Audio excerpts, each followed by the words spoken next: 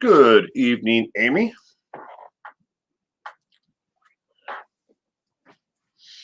How are you doing? I hope you had a wonderful weekend.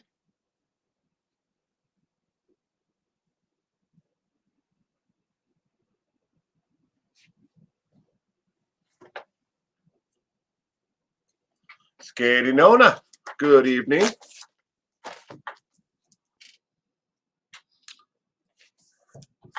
Welcome to True Crime Trivia tonight. Lieutenant RN, good evening, sweetheart. I hope you are having a wonderful weekend. Tonight's questions are all crime related questions tonight. I hope everybody had a wonderful, relaxing weekend. I actually got notification just now. I don't know what to do with myself. I haven't gotten my notification yet.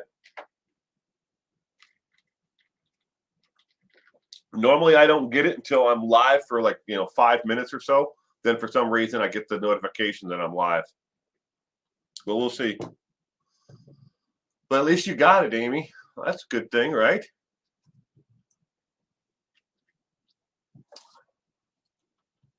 Who knows? Maybe they'll actually start sending them out to people. Jam, good evening. Welcome to True Crime Trivia tonight. All 30 questions tonight, Jam, are crime-related questions on killers and murderers and stuff like that. This is not music trivia tonight. Ooh, wow, we got a whole bunch of people all at the same time. Comments, too. Must be lagging or something. Brooks, good evening. Welcome to True Crime Trivia. Glad you could be here tonight. Hope you had a wonderful weekend. Right, Cart? Hello, Will. Hello, everybody. I'm in Lincoln City, Oregon tonight. Wow, Lincoln City. Not that well. Lincoln City is a little bit farther from me, but this city is the Oregon Ocean Coast. I've been to Lincoln City quite a few times, right, Cart? Heard about surgery yet? Lieutenant RN, I go in on, I have Friday. Wait, I'm waiting for somebody else who can't have surgery so I can take their spot. Otherwise, my surgery date is the 20th of this month. But otherwise, if somebody can't have it, and they had a gentleman last week who couldn't have it done because he had a fever. I was going to take his spot, but I couldn't get there in time. So they said, okay, they're going to give him a week. If he still has a temperature, when he goes in on Thursday, then they're going to give me his spot on Friday, and I will have surgery Friday morning at 9 a.m.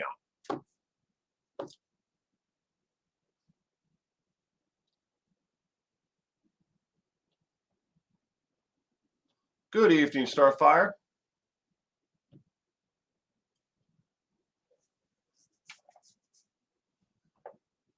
I got an Uncle Daryl who, well, it's not uncle. It's like my wife's, stepfather, I guess, whatever. He drives a truck for a living in, I think the last time that, well, they're out of Eugene area, Oregon. I have no idea where they're at right now.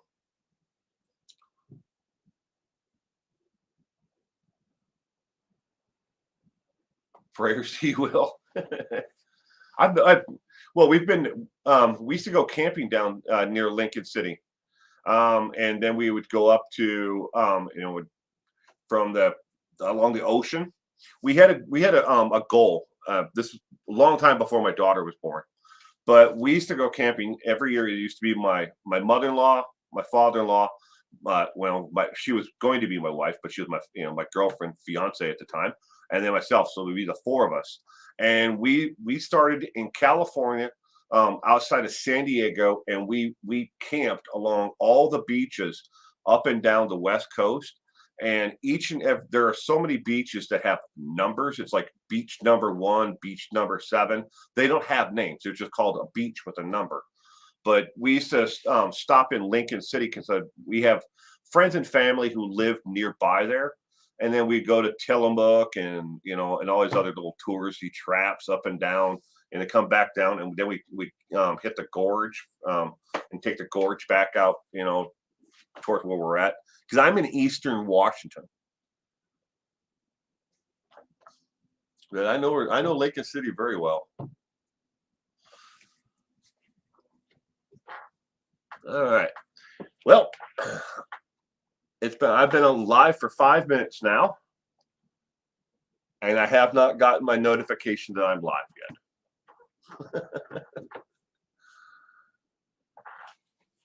Elaine, good evening. Welcome to True Crime Trivia tonight.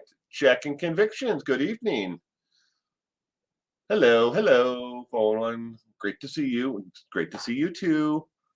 Thank you for stopping in. I hope you had a wonderful weekend. All right.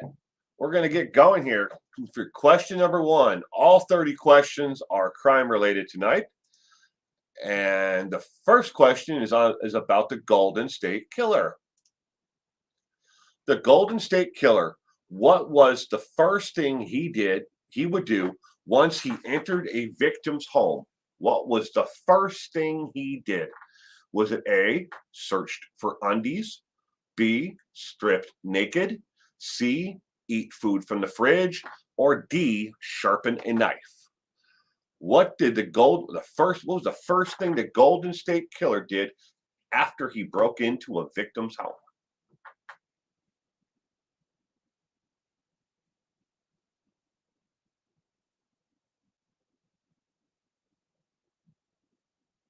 Getting Noda.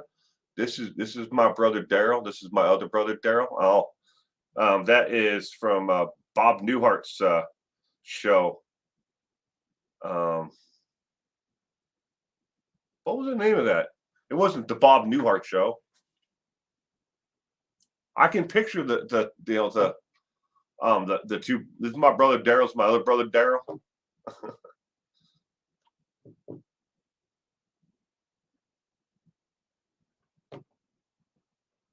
I don't know what company he works for either. But he's been a long haul truck driver for a long time though.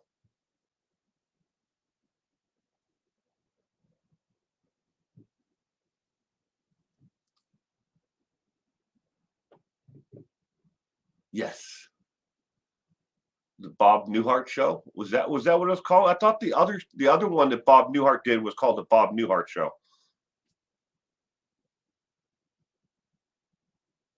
Well, maybe I'm thinking of somebody else. What is the reward?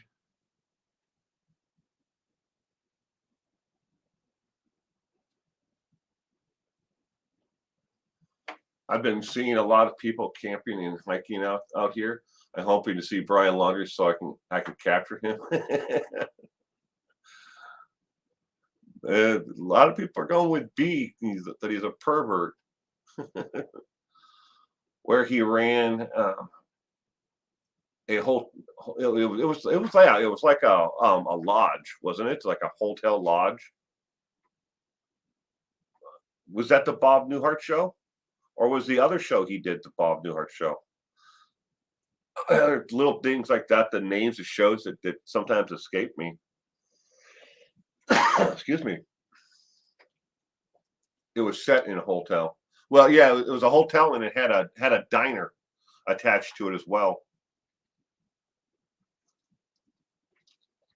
Can I remember one episode where like a prison bus or something like that broke down and they had to feed all the prisoners, but they didn't. Him and his wife didn't know how to cook, for that many people. So Daryl, and whatever his brother's name, was the two, mute ones, and then the brother they had to get together.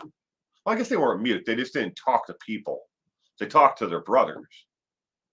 So I thought he undressed before he broke into the homes. Well, the answer to the first question is B. He stripped naked. And no, he actually stripped naked in the home. He would fold his clothes and put them on a chair, and then he would wander around the home. He liked to stand in the doorway and either tap on the doorway as the victim came in if they didn't see him there, or he would tap his knife on something until he got their attention. But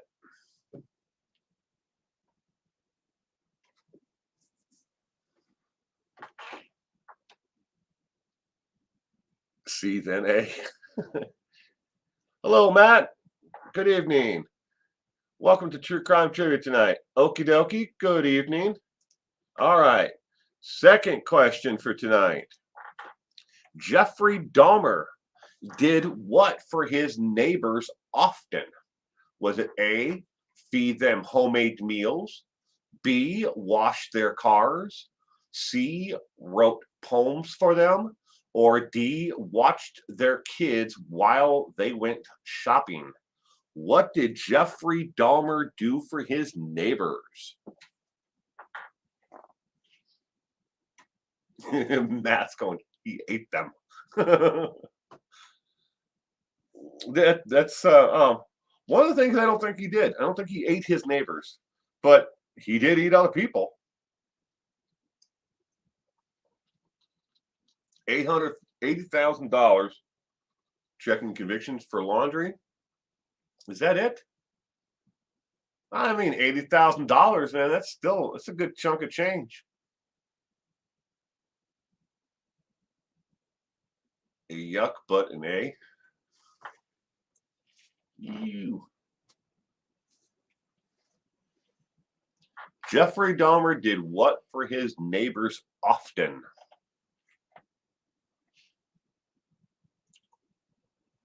Got D. He did have skull in the freezer. Yeah, of his favorite victim. He most certainly did, Matt. Kept his favorite victim's head in the freezer. D, A.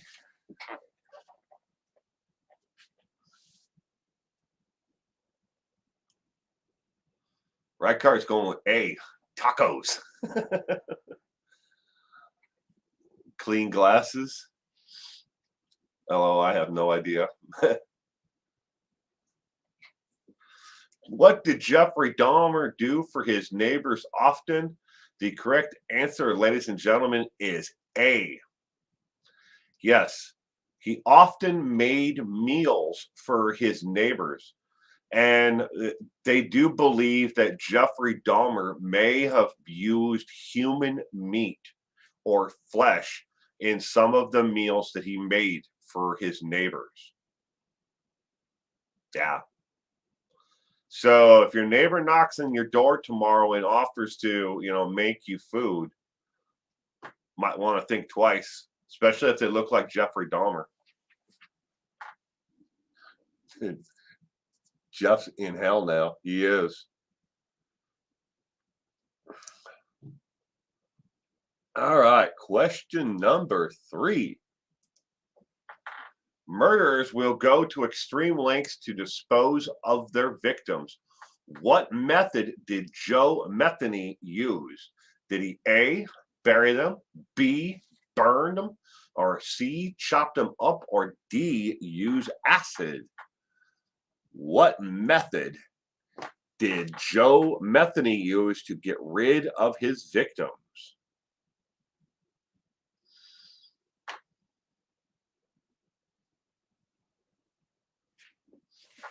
Gosh, I'm not good at this. Need to study more. Oh, you'd be surprised just how much of this stuff I actually know, Jam. Lieutenant RN, you don't know him? Oh, you don't want to. Joe Metheny was a sadistic, evil man. He lived most of his life in and around the Illinois area, Chicago. As an adult, he kind of drifted a little bit, around. But He was definitely a sadistic killer. Who is Joe Method? Right card. Joe Method. Be nice to anyone. Welcome. I hope you had a wonderful weekend, and welcome to True Crime Trivia tonight. You just came in. Well, we're only on question 3 of 30. So plenty of questions left. Murderers will go to extreme lengths to dispose of their victims. What method did Joe Metheny use? The correct answer, ladies and gentlemen, is C, as in cat. Ladies and gentlemen, he fully admitted to chopping his victims up, adding them to hamburger meat, and serving them in burgers at his food truck. Yes. They are not sure if Jeffrey Dahmer ever fed his victims to his neighbors, but Joe Metheny most certainly did. Because after they arrested him and they searched his home and his food truck, they found human remains in plastic bags that he was actually in the process of grinding up to add to hamburger meat to serve to people. Yes.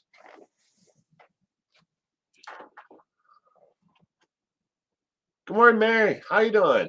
Hey, Will, my 2-year-old grandson loved his birthday at Grandma's, and my 11-year-old stayed the night. Oh, that's cool.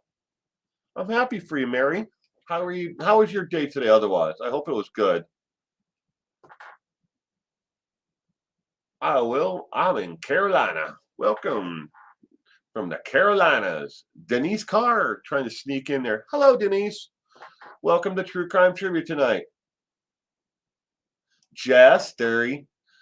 Hey, I'm a bit late, but I'm here. Well, I'm going with D because if he's from Illinois, the lake is full of acid.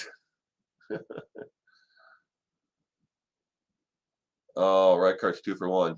Man, I will not be hungry for a week. Great way to lose weight. Come over to 419. Yeah, I'm sure thing. Well, I assure you the next one is not about feeding people to others, okay? All right, question number 4.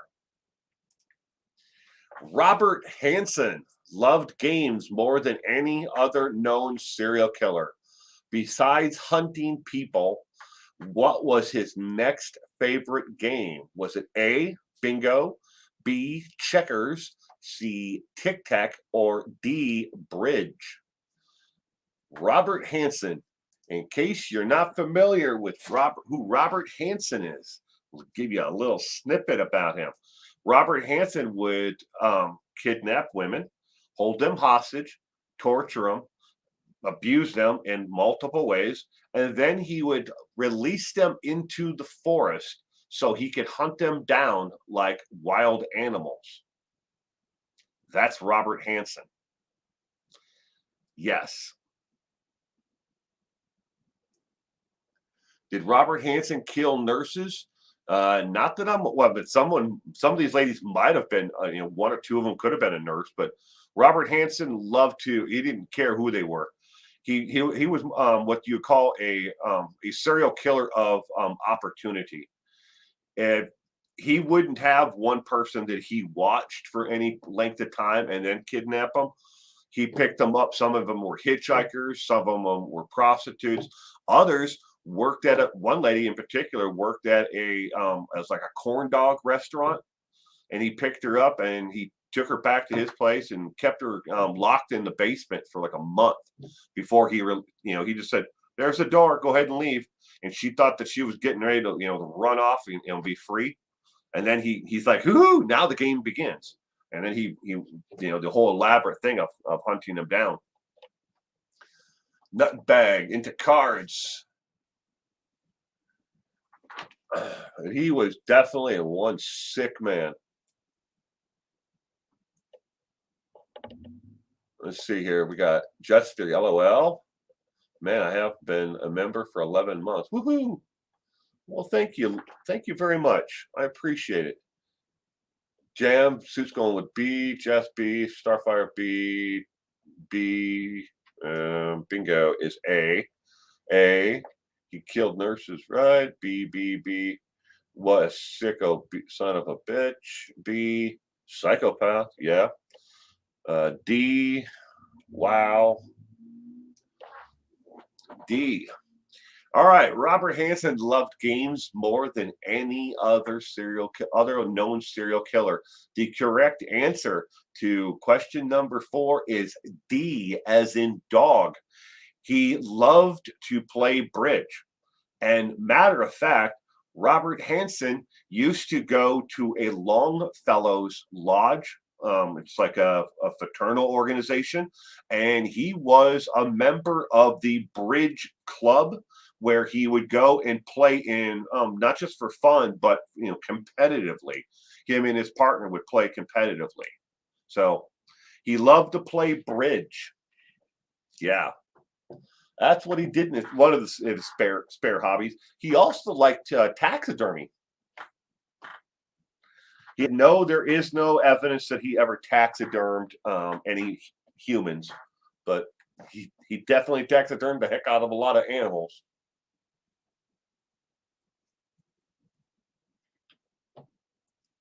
Deadly Bridge Club, right? Stephanie, what's up, everybody? I like card games, but I don't know how to play bridge. Bridge is fun. When I first met my wife, we used to, it was my mother-in-law, my father-in-law, me, and who's now my wife. The 4 of us, we used to get there and play spades, hearts, bridge. It was something to do, because in the wintertime around here, there isn't a heck of a lot to do, and we all worked, pretty much for the same company at that time. All right, here we go. Question number 5.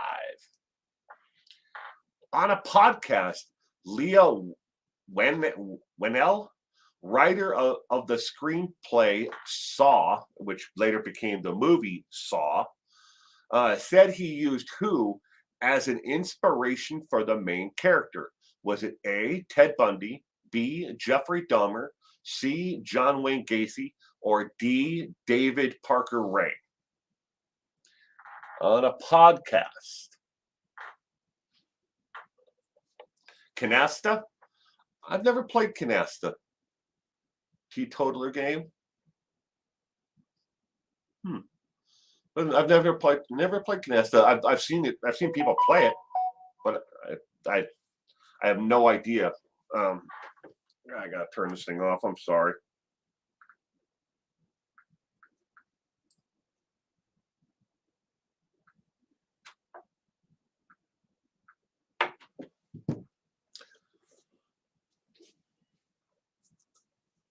Thank you, President Leo Whannell, writer of the screenplay Saw.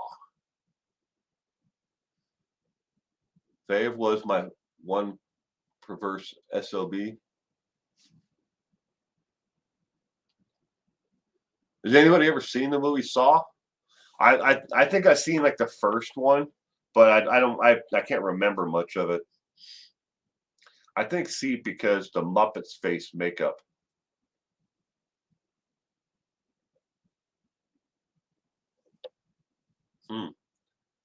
That's going with Ray.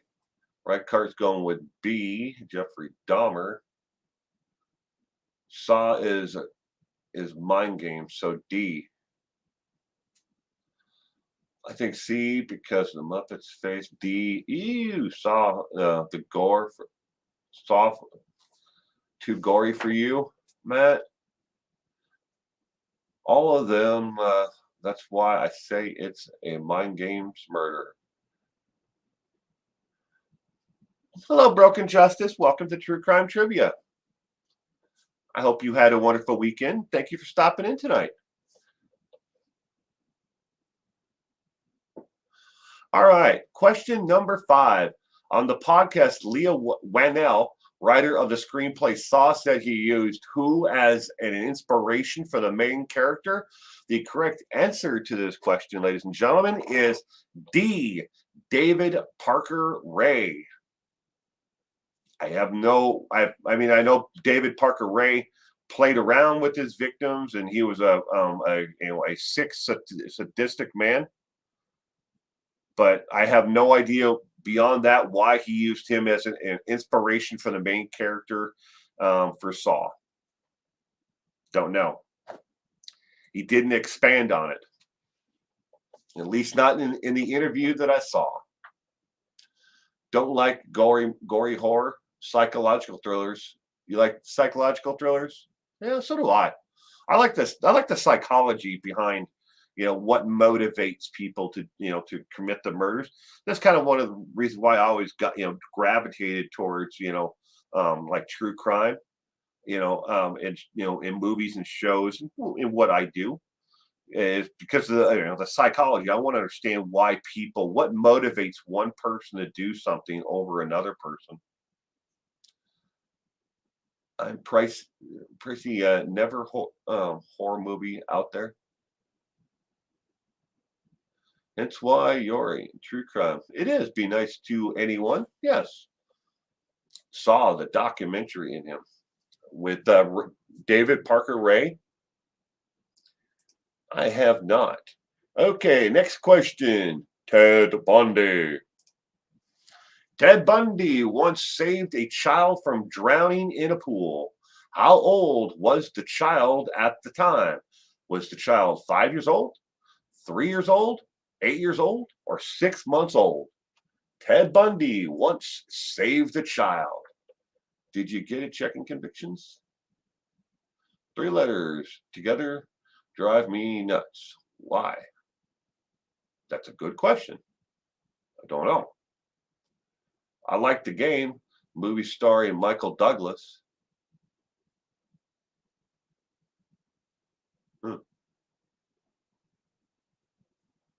Newest Saw movie is called Spiral and comes out this year. Really? I don't know. I don't know if the same guy wrote that one. I know that he was the original screenplay writer. I don't know if he's written them all. I mean, I think there's a lot of them.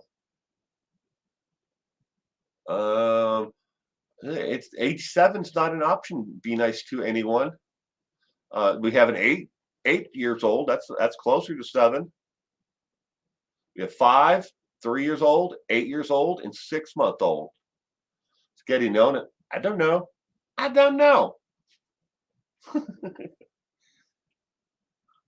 That was the answer for why. That is what drives me.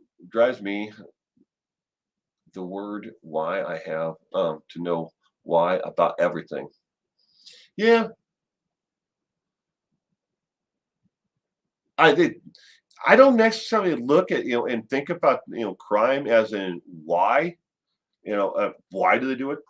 I look at a circumstances and I look at the person and not only do I wonder why they did it, but it's more of what would motivate them to do that. Maybe it was that why are they giving that sinister look? Why did take for instance like like Manson, after his arrest, why did he act like a complete nutcase?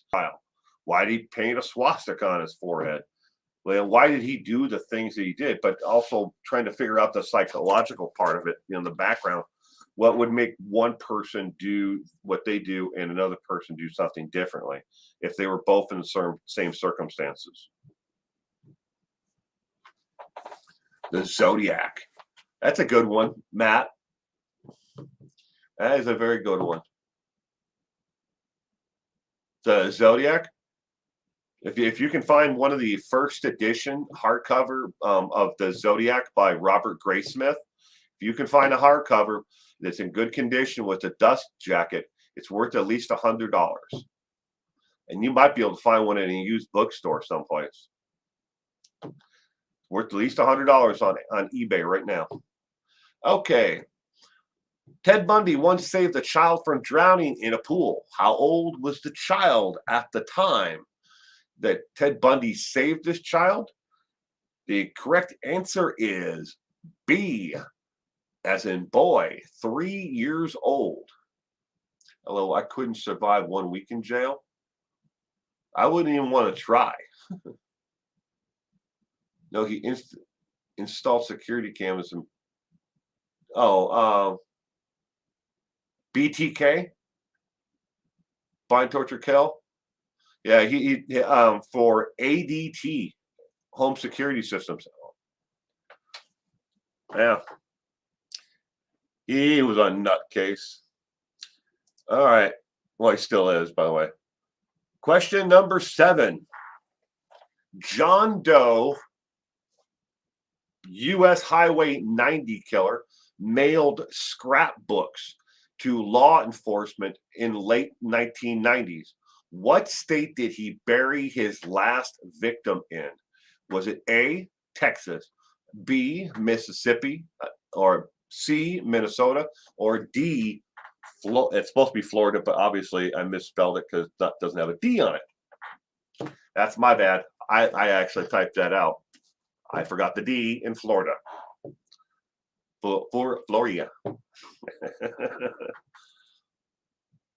U.S. Highway 90 killer. And before you guys ask who the U.S. Highway 90 killer is, he has never been caught. It is one of the longest ongoing investigations by the FBI to this day. They have never caught the U.S. 90 killer. And they know that the killings stopped because of some other clues. I'll tell you after this. My brother's keeper. Good evening. Welcome to True Crime Trivia tonight. Glad you could be here with us tonight. Janie, trying to sneak in there. Good evening and welcome to True Crime Trivia tonight. I hope you both had a wonderful weekend. Who knows? Mystery man, woman.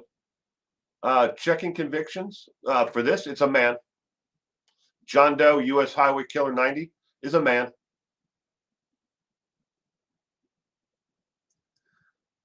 Are you going to have a Halloween party on? Are we going to have a Halloween party on my channel? I don't know.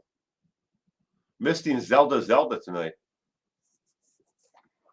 I think she might be busy. I don't know if, at least the video she put out earlier, I think she might have been busy. I'm not sure. Or maybe I was watching an older video. Will, I appreciate you playing this with us. Wow. No problem, Mary. It's my pleasure. I love doing this game. The True Crime Trivia.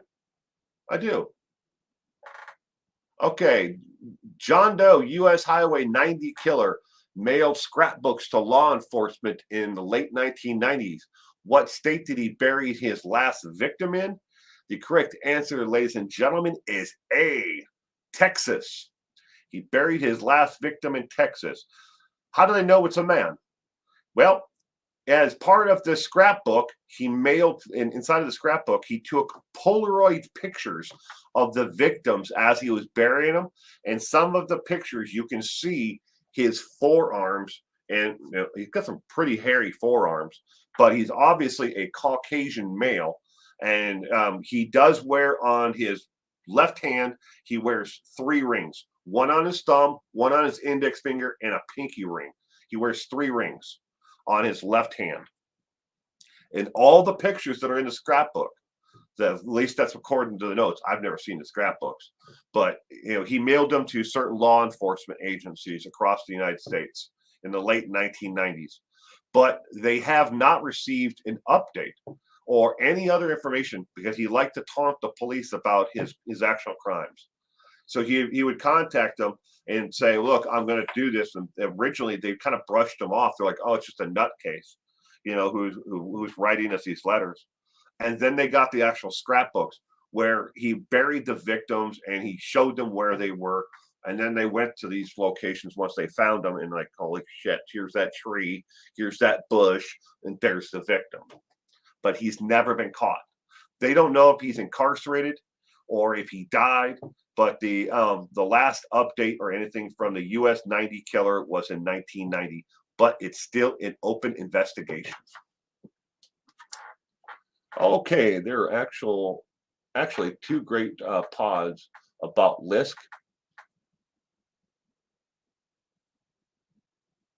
Ding dong. Ding ding ding. Creepy. All right, next question. Question number 8.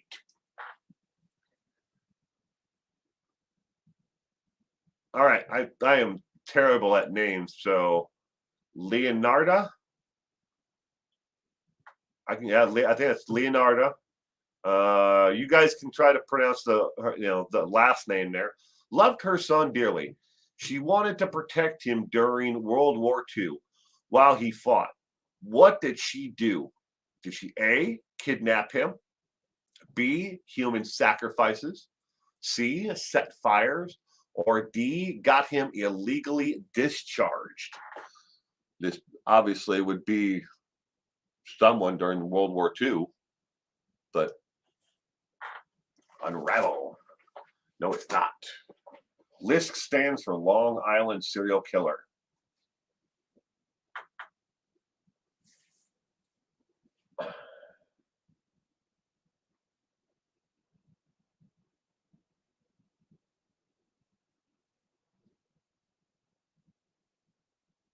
B, only because it sounds like some cray-cray stuff that made it into history.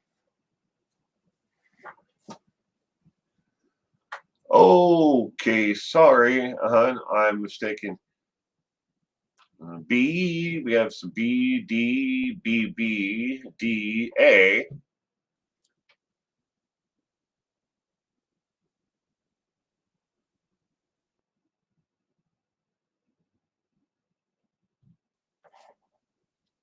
Well, however you pronounce that last name, I'm not even going to try it, but Leonardo loved her son dearly.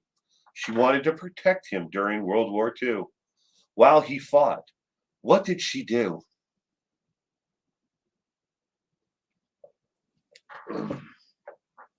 It's a good pod for some same name Lisk, and unraveling is good too. If you want to hear more about the case, look at D, A, B, D, and D. What is the answer? Leonardo. All right, ladies and gentlemen, the correct answer for question number 8 is B as in boy. She committed human sacrifices, several of them that they know of. They know that she did at least 3, but she may have done as many as 6. She killed people and used their blood in a ritual to ward off bad spirits and bad things to happen to her son during the war. She committed bad, evil, rituals with them after she killed people. So human sacrifices is the correct answer. Rykart, you're 3 for 5 now. I'm sure you're gonna turn this around. All right, here's one about Ed Gein. Maybe you know something about Ed Gein. When the police arrested Ed Gein, his house was a pigsty. What was the one room that was in pristine condition? Was it A, the kitchen, B, the bathroom, C, his bedroom, or D, his mother's bedroom? The home was a pigsty. What room was in pristine condition?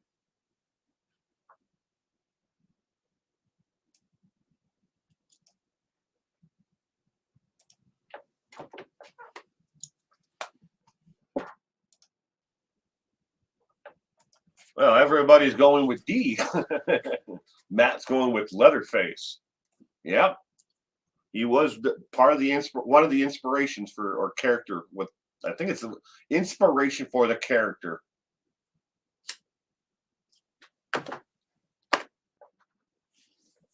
Hey, everybody. Welcome, Zelda. Zelda's here now, ladies and gentlemen. None of the above. My entire house is a pigsty because of COVID. Blame COVID. Good evening, sweetheart. I hope you had a wonderful weekend. Reichardt's like, who's Ed Gein? But what's Reichardt's answer? What is he? Did he guess? Ed Gein? Ed Gein was the man who, well, basically, Leatherface from Texas Chainsaw Massacre. That was based on him. Everybody's going with D so far. I didn't see anybody else guess anything else. Every time I hear Ed Gein, I think nipple belts and skin lamps. Yeah, right. Don't forget about the human suit. He was trying to make a human suit too.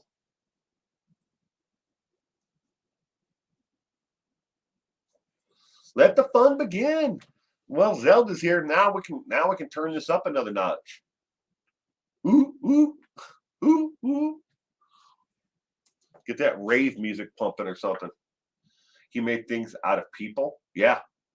Lampshades. He made a purse. He made all kinds of things. He was trying to make a female bodysuit out of the skin from his victims. Yeah. Ed Gein was one sick man. His mother would scold him because mommy's room is kind of hidden. Mom's room. All right. When the police arrested Ed Gein, his house was a pigsty. What was the one room that was in pristine condition? If you guessed D as in dog, you are correct. His mother's room was in pristine condition. There was no dust anywhere to be found. He kept the room after her death exactly the way it was his entire life. And that was the only room in the entire house that he cleaned. If you ever get a chance to to see the photographs of Ed Gein's house, there is piles and piles of trash everywhere as far as you can see, everywhere. The wood stove that he used to actually heat the house, it had stacks of newspapers all around it.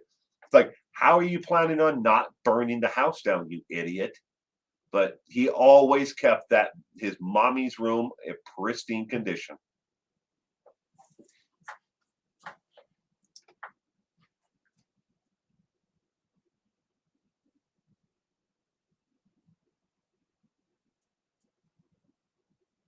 I'm not sure if he actually killed the shop lady and guy, but he killed a lot of people, mainly women. He truly loved his mommy. Yeah, he did. All right, question number 10. I'm not sure if you guys are going to know who this guy is. Wee Gaskin was the most prolific killer of South Carolina, famous for his bumper sticker, "We haul anything, live or dead." How many people did he kill? And as you can see from the options there, it's either 10 or more. So it's A, 10, B, 13, C, 20, or D, 23. Wee Gaskin. How many people did this man kill? He dug up the dead, fresh graves.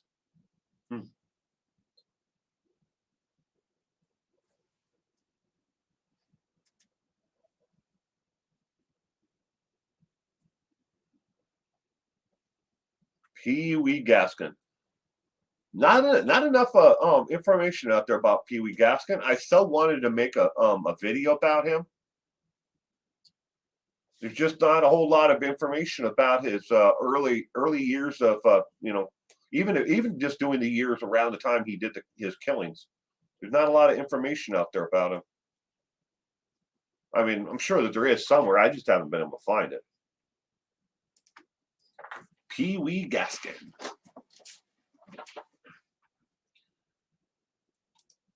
Okay, ladies and gentlemen, tell me if my microphone gets too loud. All right. I just turned off the buffer. I just realized that the buffer's on. Is it too loud?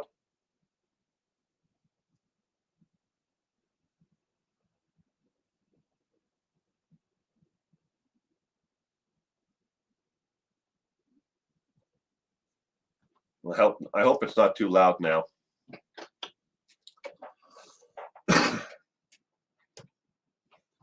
Who names their kid Pee-wee? No? Okay, good.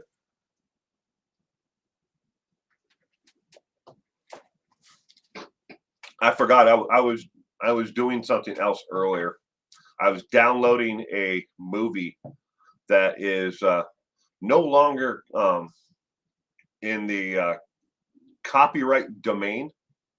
It's now free to use, but the movie is free to use. Anybody can use it, download it, burn it, sell it, whatever they want. They don't have to pay royalties on it. But there are 4 songs on it that have to be removed that are still underneath copyright protection. So I have to turn on the my soundboard and use the buffer to actually single out the multiple channels in order to remove the songs. Now I have the songs removed. Now I have to find other ones to put in their place. His name was Donald Gaskin. Well, thank you. All right. His mom room remained the same. It meant so much to him. Well. All right. Wee Gaskin, the most prolific serial killer of South Carolina. Is it Song of the South? No, Zelda. It is not Song of the South. That one went into the Disney vault and may never ever see the light of day ever again.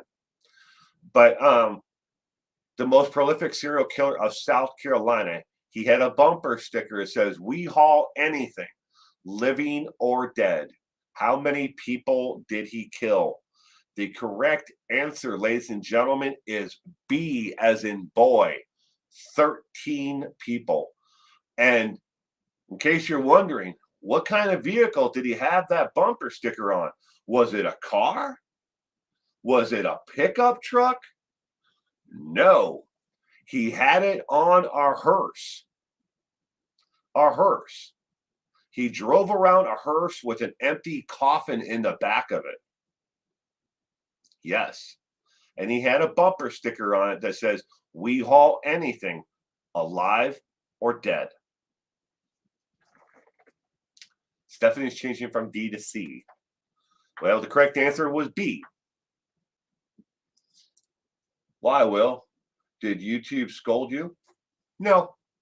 Oh, you talking about the movie? No. There's a movie that I downloaded because it's a great movie. It's a cinematic masterpiece, and it's just no longer in the public domain anymore. It's not copyrighted, so I can play it on my channel, and I plan on using it for Monday the 25th, which is Halloween. I planned on using it for that, but I have to remove this. There's 4 songs. There are 12 songs total in the movie, but 4 of them are still underneath copyright protection. So I have to remove those songs, and then I can use it without having to worry about copyright. All right. Let's go on to question number 11. I feel like in 2038 and 2039, there's going to be a ton of name change applications going on. Maybe. All right. Number 11. The Hillside Stranglers grabbed a young woman to murder. They discovered that her father was Peter Lorre. They let her go. Why? Was it A, mob connections, B, too much attention, C, her hair color, or D, money? The Hillside Stranglers grabbed a young woman to murder. They discovered her father was the actor Peter Lorre. Why did they let her go? I actually have a copy of Song of the South. Found a woman who sold copies of it on Etsy. My dad told me about watching it when he was growing up, so I bought it and we watched it together. Really, I used to have the VHS tape of it. It was just one of those things. my mom belonged to this like Disney club where you bought so many every month or every couple of months they sent you like a new Disney DVD, not DVD but VHS tape. So she had all like the big box, like no VHS tapes of all the Disney movies, and it was in there with the collection. But we sold all of it off years ago at I think it was at a yard sale. I don't think it's money. They would have kept her for ransom. A B A or B A B A. I think I missed the question. Question 11, Broken Justice. Hillside Stranglers grabbed a young woman to murder. They discovered that her father was actor Peter Lorre. They let her go. Why? I still have my kids' Disney VHSs. I don't even have. I have a whole bunch of VHS tapes, like from when my daughter was younger, like all the original like Blue's Clues and Veggie Tales and kids movies, and a whole bunch of Disney movies. But we don't have a VHS player. We used to. We borrowed it to someone and we just never got it back. We had one of those combos that had the DVD player and the VHS player all in one. We borrowed it to someone. We can't remember who exactly, but we never got it back. It's been a long time, so it's kind of like we can't. I guess we could get out a piece of paper and start writing down all of our friends' names and call them all up. Did we ever borrow you a VHS player? No. Okay, next. I do VHS and tapes, checking convictions, eat food,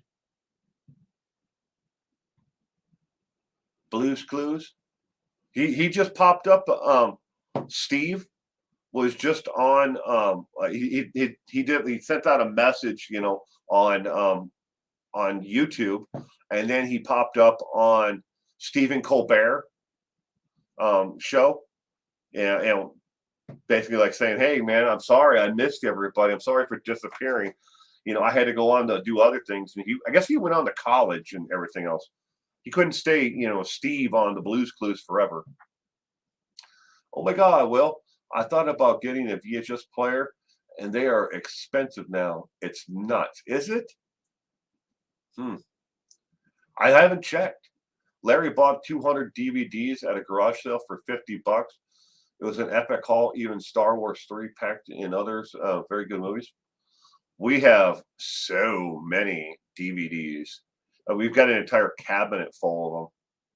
I never watch them. I never watch TV. Okie dokie, I still have an entire VHS collection of Dragon Ball Z from my kids' childhood. I'm sure we have some Dragon Ball Z or, what was it? Well, Dragon Ball Z and The Last Airbender. I'm sure we have those in there too. Dan Crow. I love yard sales. I have 3 VHS players in my attic if anybody wants one. Okay, the Hillside Strangler grabbed a young woman to murder, and they discovered that her father was actor Peter Lorre. They let her go. Why did they do it? They did it for, and the correct answer is B, as in boy. They figured it would draw too much attention to them. Too much attention. So they let her go. But guess how they got caught? They let her go. That's how they got caught. She walked out the front door. She remembered where she was. She told the police, and they went right back and arrested them. But they didn't want too much attention. Well, they didn't get any more attention after that, except for the kind of attention that us Hillside Stranglers didn't want. All right, question number 12. Hope you guys know who this guy is. Mac Ray Edwards serial killer buried all his victims where? A, where highways were built. B, city parks. C, along ocean beaches. Or D, landfills. Poor lady, my God. Yeah. But she never actually talked about it publicly until her father decided that it was okay for her to talk about it, because he was worried that it was going to bring disgrace to him and to his actual career. That's a true fact. He didn't want her to talk about it, and because he was afraid it was going to bring disgrace to him as an actor. Cheryl Curtis, good evening and welcome to True Crime Trivia. I'm glad you could be here with us tonight. We are on question 12 of 30.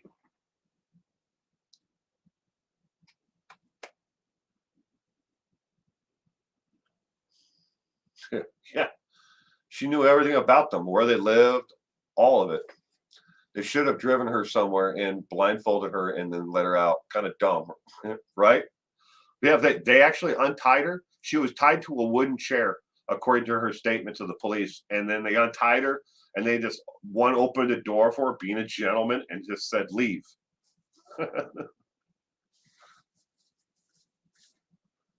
Oh, lucky students. They love it. Oh, it's been a while, Matt. I think it was like the 1940s or 50s or something like that. Cheryl Curtis. My first name is Cheryl. Too. Good to see you here. Mac Ray Edwards. Landfills are notorious for basically losing people. There's a few victims that they know are in a landfill, but too big, can't find them. Yeah. I read a story about a guy who threw away the winning lotto ticket, and they told him approximately what section of the landfill that the garbage from that in a town would be in. The man searched in the landfill for almost a year looking for that winning lottery ticket, and you better bet he found it. He found the lotto ticket, but he threw it away. Checking convictions, I've watched over 50 times or more. Another one of those at the plaza. We raised our granddaughter Maddie. Watched those a million times. Oh. Mac Ray Edwards, serial killer, buried all his victims where? The correct answer, ladies and gentlemen, is A, where highways were built. And to this day, not all of his victims are accounted for, and they're most likely underneath on-ramps or off-ramps for the highway system in the state of California. When they were expanding the federal highway system, on-ramps and off-ramps, he went to these locations knowing they were going to build on-ramps and off-ramps there, because he worked for the Department of Transportation. And he buried these people there on purpose, knowing that they would most likely not, dig down deep enough to build a road surface, but they're most likely still underneath the freeway on-ramps and off-ramps in certain areas. Highways, freeways. Figured no one would find them under the roads.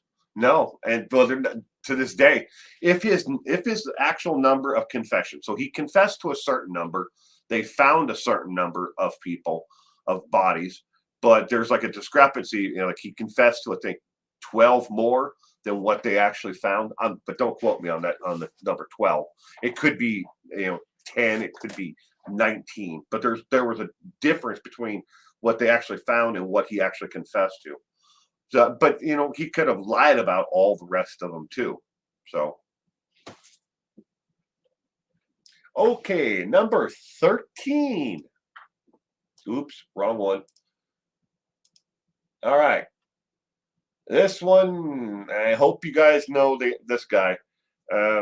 He's actually famous for something else as well, but Brazilian serial killer Little Petey killed an entire street gang one by one. Why did he do it? Little Petey, he killed an entire street gang.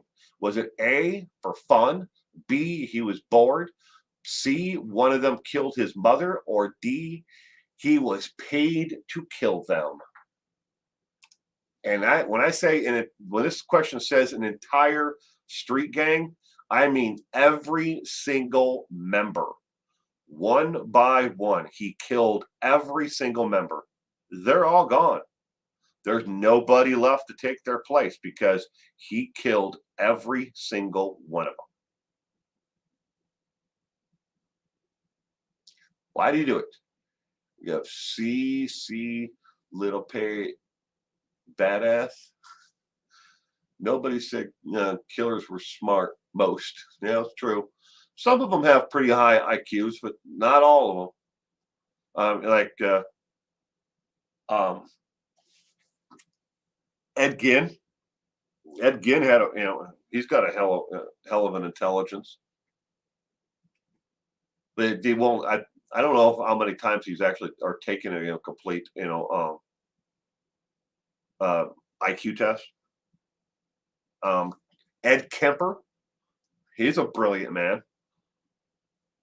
Totally messed up in the head, but definitely a brilliant man. That sounds like a good action film, IMO. I would think, but I don't know. Stephanie says D. Okay, just will be right back.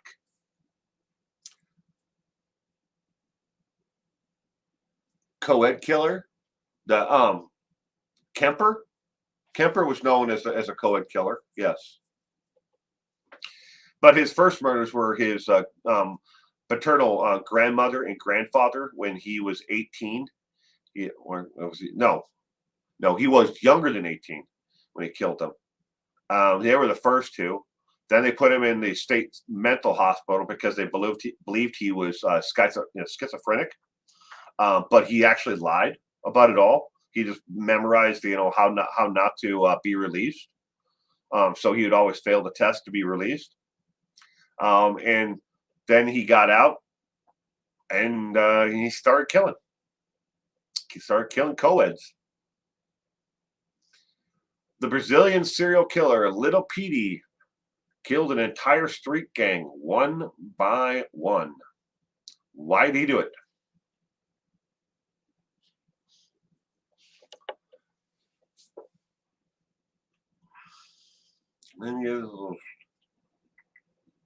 D. I'd watch it. I'm guessing they killed his mama. Okie dokie is going with A. Ed was the one who helped the FBI name a serial killer to those who killed 3 or more. One of these days, we're going to make fun of Chad and Lori, how gods go to death row or crazy. Yeah. Okay. Question number 13. Brazilian serial killer Little Petey killed an entire street gang one by one. Why did he do it? The correct answer, ladies and gentlemen, is C. One of them killed his mother. Now, Little Petey is actually famous for this crime, but so much so, this street gang, had been terrorizing the major, the town there in Brazil where he lived, and everybody, they were collecting extortion from everybody and stealing everything, and he started systematically killing every single member of the gang, and he got away with it, for a while. Then he went to prison, and then he killed the rest of them while he was in prison. But he killed a whole bunch of them before he got caught. But the town was so grateful that he eliminated that crime, and that crime spree and the extortion rackets and everything else that they were doing in that town. Every single day, somebody would bring him a home-cooked meal. Every single day, somebody brought him gifts. And this happened for years afterwards while he was in prison. He became kind of like a pop star of sorts, and people would come to visit him all the time because he killed all these people. But he got rid of that entire gang. My questions aren't blurry. I heard Lori is facing charges for her husband's death and Chad for his ex-wife, as well as the kids. See, Lori is facing capital murder, and so is Chad. Chad for his ex-wife and for JJ and for Tylee. Lori has been charged with the deaths for Charles. No, right? She should be if she doesn't have been, but definitely for the both of her kids. But Lori's case has been put on hold because she's getting restorative care because she's unable to aid in her own defense. But Chad, they're going to move his trial, but he's looking at capital. They're both looking at capital murder. If those are the only people he killed, I'm not mad at it. Nope, he never killed anybody else. He wanted to seek revenge for his mother being killed, so he killed an entire street gang. And there are quite a few of them, but he killed them all. All right, next question. We're back to Jeffrey Dahmer. Jeffrey Dahmer had a certain taste when eating his victims. What was the main reason he wouldn't eat someone? Yes.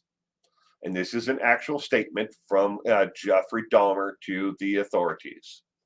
Was it A, they're too fat, B, too much muscle, C, skin color, or D, tattoos? What was the one reason why he would not eat someone?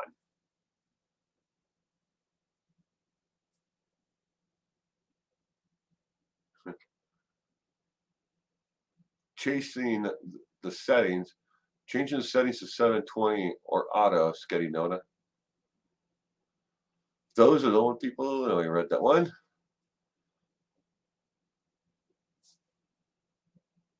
People who knew her said she actually was starting to believe that garbage in their opinions. So I don't know what will happen. Must be somebody else.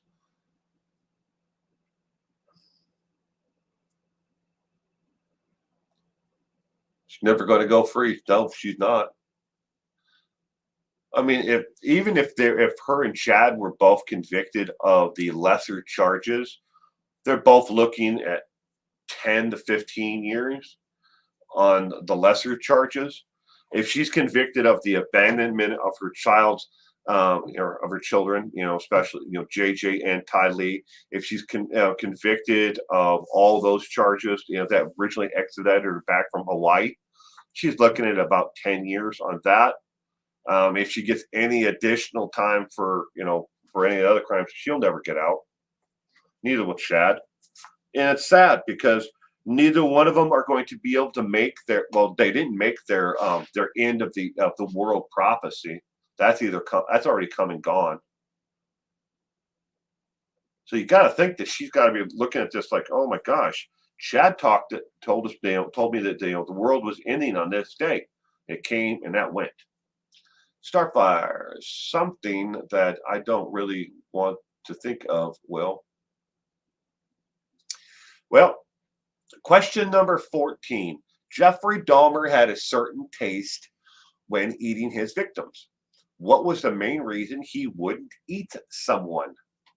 IQ doesn't mean smart necessarily. That is true, Stephanie. That is true.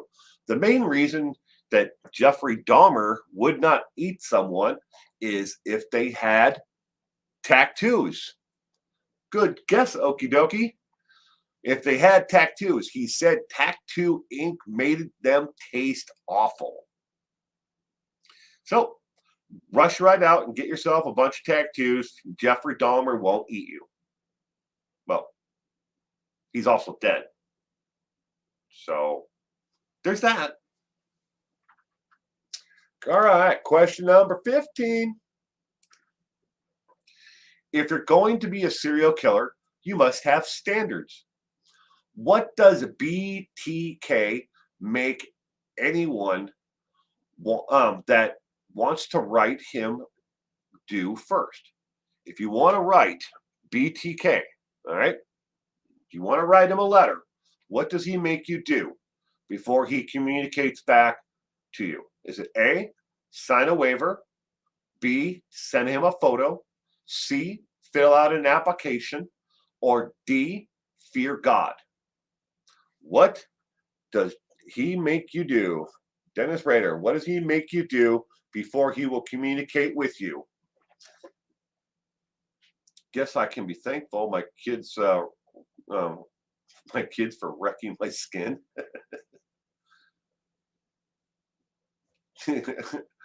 Woohoo, I'm safe. I have tattoos.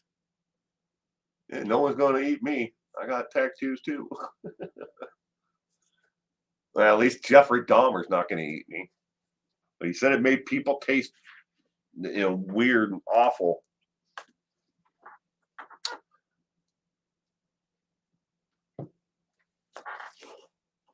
This is actually worth just sending him a letter. Send him a letter and then wait for the first correspondence. It'll either be a request for to sign a waiver. It'll either be to send him a photo. It'll either be that or an application, or he'll tell you you need to fear God. He was by his admission, he said he was a very religious man. I don't know how you can be religious like that and still bind, torture, and kill people.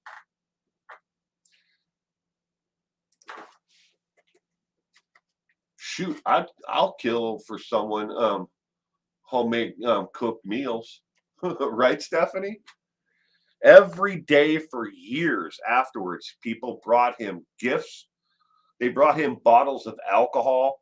They brought him candies. They brought him meals. They brought him clothes. They brought all kinds of stuff. See, in Brazil and in Mexico and stuff like that, they house you. They're not responsible for feeding you while you're in prison. You got to have somebody on the outside that's going to take care of you, because they're not going to take care of you. You're lucky if they even turn on the heat or air conditioning in some of these places.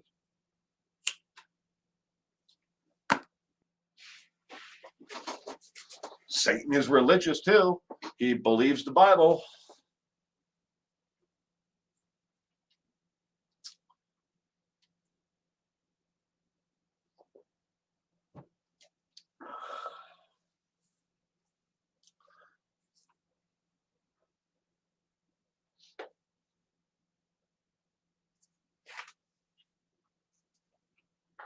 Changing your answer to B, a photo.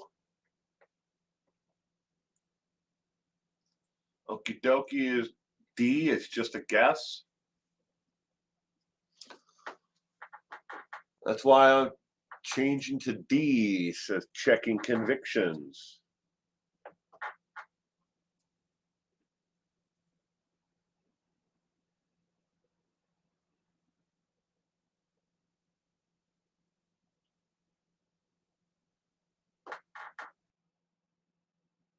One of your exchange students is from Brazil. Zelda, I was kind of going through your videos today, and the one about the graduation announcements and the tickets, where you gave Larry a kiss. I made a comment on there. Has Larry had a another recent COVID test? Might be worth having him do another one, even if it's one of the home ones. Raiders nuts enough to think that.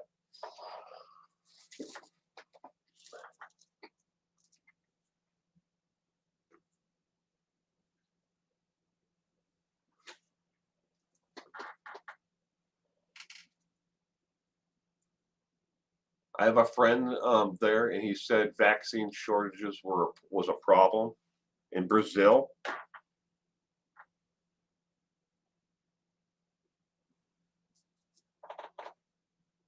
Some countries don't get enough yet. Still, yeah.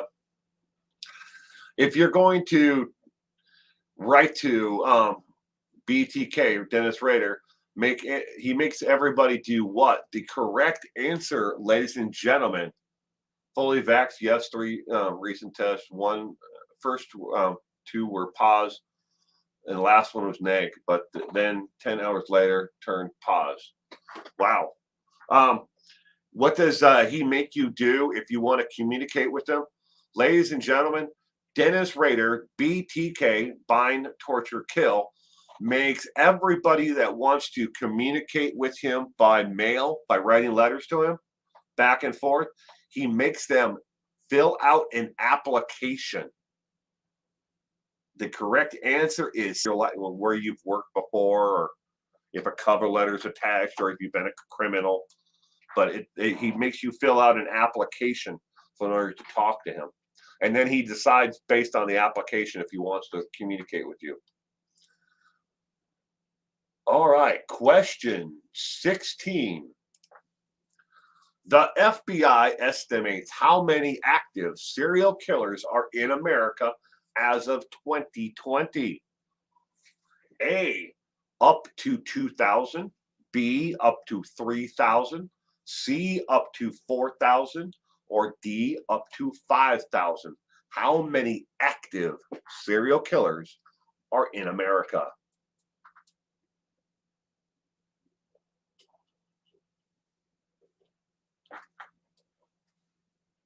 And if anybody's interested, the FBI, this actually comes from the FBI and Department of Justice's Bureau on Track. They have an actual task force that tracks active serial killer cases in America.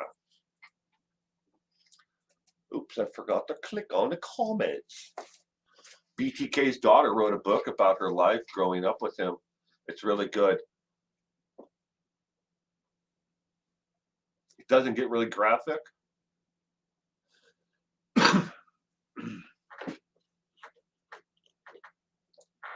It's about having him as a dad and what he was like. You couldn't put it down. Sounds like an interesting book. I've seen interviews with her. I've also seen the interviews with the Iceman. I can't remember what his name is though. I always remember the nicknames of these stupid people.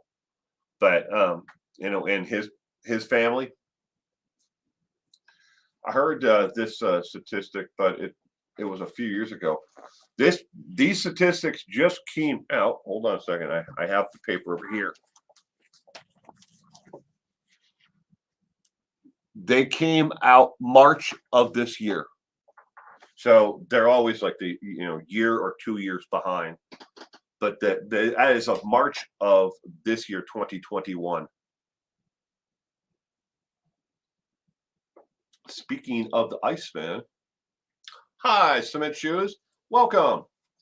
How are you doing? I hope you had a wonderful weekend. Thank you for joining us tonight. Richard, yeah, Kalinsky was his name. Thank you, Amy. The FBI estimates how many active serial killers are in America. I'm not even American. Let's just guess A. Be nice to anyone.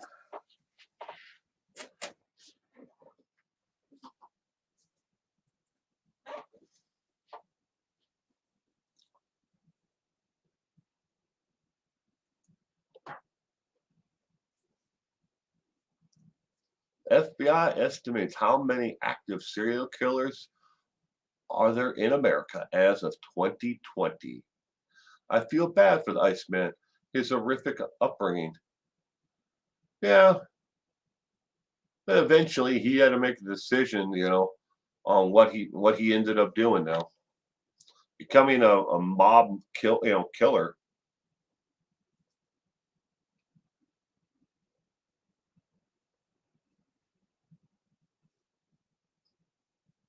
All right, the answer to question number 16. The FBI estimates how many active serial killers are in America as of 2020. The correct answer, ladies and gentlemen, is A. At any given time, they believe that by their statistics, 250 active serial killer murders are taking place every year in America. But there are up to 2,000 active serial killers out there. That means they're either hunting for their next victim or they are in the actual process of killing. Up to 2,000. The correct answer is A. The Brazilian guy was a literal mob killer. Well, of sorts, I guess you could say a mob killer, but it was a street gang. It'd be like going out and saying, okay, I'm going to kill all the Crips. And systematically, he killed every single one of that gang. I was right. Because I heard the answer somewhere. All right. Question number 17. Randall Woodfield, the I-5 killer, was drafted by the Green Bay Packers of the NFL in what round of the NFL draft? Was it A, the first round, B, the 20th round, C, the 17th round, or D, the second round? Randall Woodfield, the I-5 killer.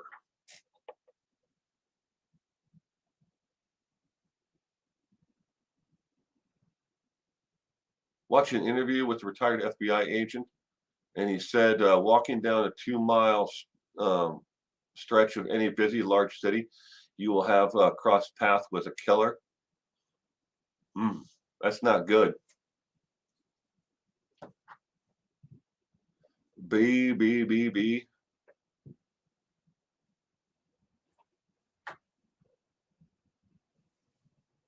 D. Starfire. I don't know. B.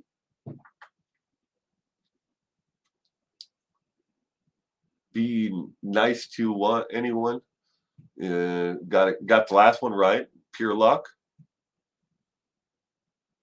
Oh, well, today I saw a Florida guy walk in to the police station and confess to a 10-year-old murder. A Florida guy, 10-year-old murder. There was one that came across my desk about somebody who walked in and confessed to a murder. I think maybe that was it. It was a cold case. At least the one that I saw. I don't know if it was a Florida guy though. I guess like his conscience has been eating at him all these years, and he just couldn't take it anymore, so he went and confessed to it. Felt guilty. It might have been the same guy, Amy. The same story. That I saw. I didn't get a chance to read it. I'll read it later on tonight. It's kind of like a bedtime story for me.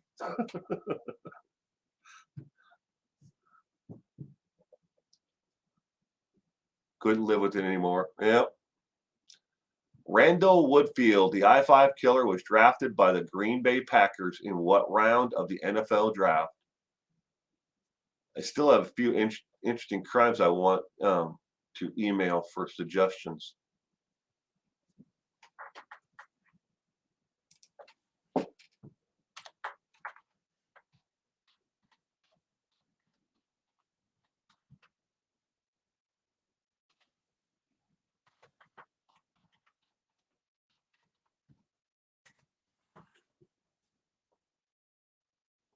I have to look really closely at it because I'm not wearing my glasses. They're inside my house. There's my email address there. Cement Shoes 411nowbusiness@gmail.com. I'm glad for her family, though. They've been waiting for this.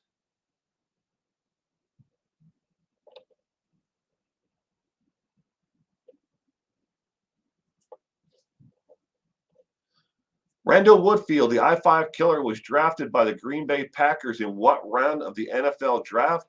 Ladies and gentlemen, the correct answer is C, the 17th round of the NFL draft. He was drafted by the Green Bay Packers.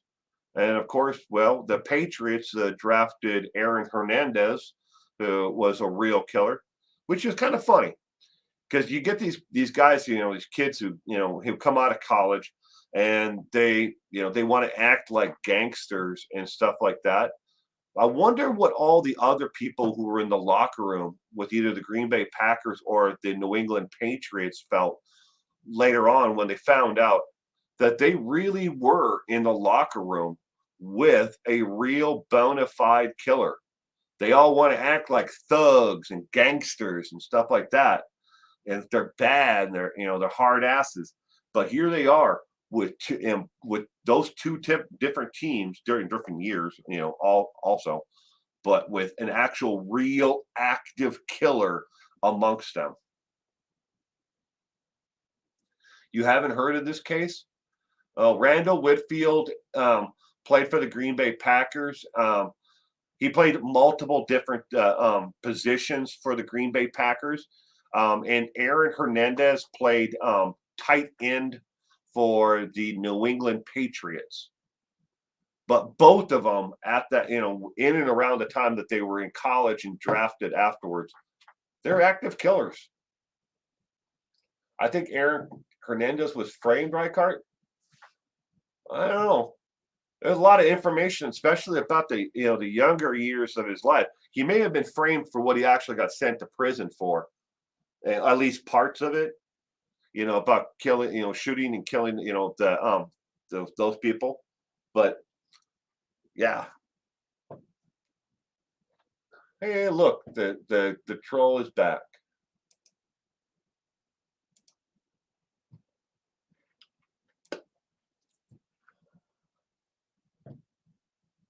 All right. Let's go to question number 18. Excuse me. The Harp brothers killed people in Tennessee, Kentucky, Illinois, and Ohio in 1797 to 1799. How many people did they kill? Was it A, 29, B, 39, C, 49, or D, 59? Now, the only reason why I have a question that is this old on here is because they are in the history books for a lot of different things during those years. The Harp brothers. They're not. Welcome, Joshua. Saw you sneak in there. How you doing, sir? Welcome to True Crime Trivia tonight. I hope you had a wonderful week and weekend. He got mixed up with the wrong groups of real gangsters, right, Cart? Yeah, he did. But I don't know if it was really mixed up, but he definitely got involved with the wrong people. And I think a lot of it was, Aaron Hernandez. I mean, his mom gave him the best of everything she could. She did everything she was supposed to do. He just went the opposite direction.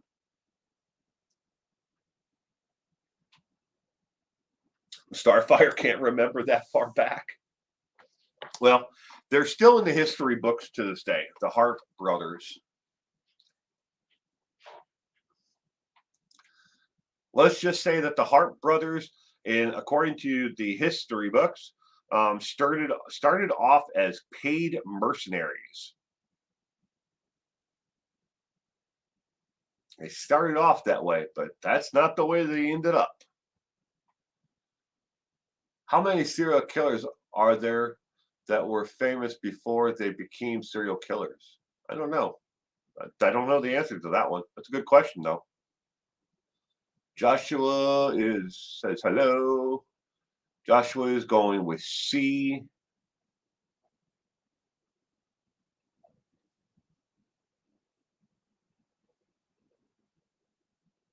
Odin wasn't around.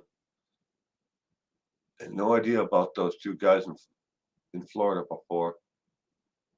When in doubt, Janie says go with C. Best thing I took away from public school.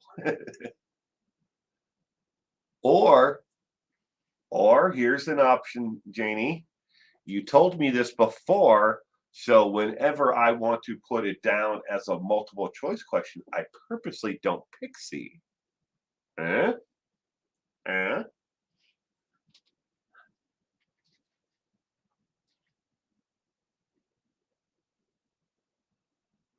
Okie dokie is going to guess B.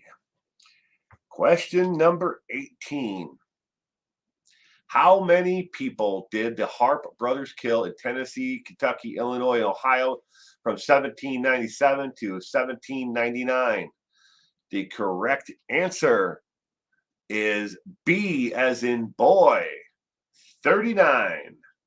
They were paid mercenaries by the government to raid homes for guns, ammunition, and supplies.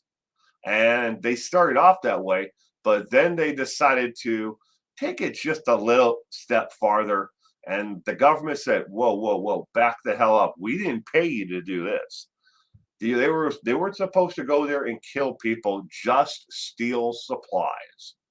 But they took it a step farther and they started killing people, and they did a lot of really disgusting things. We'll just say that they killed people.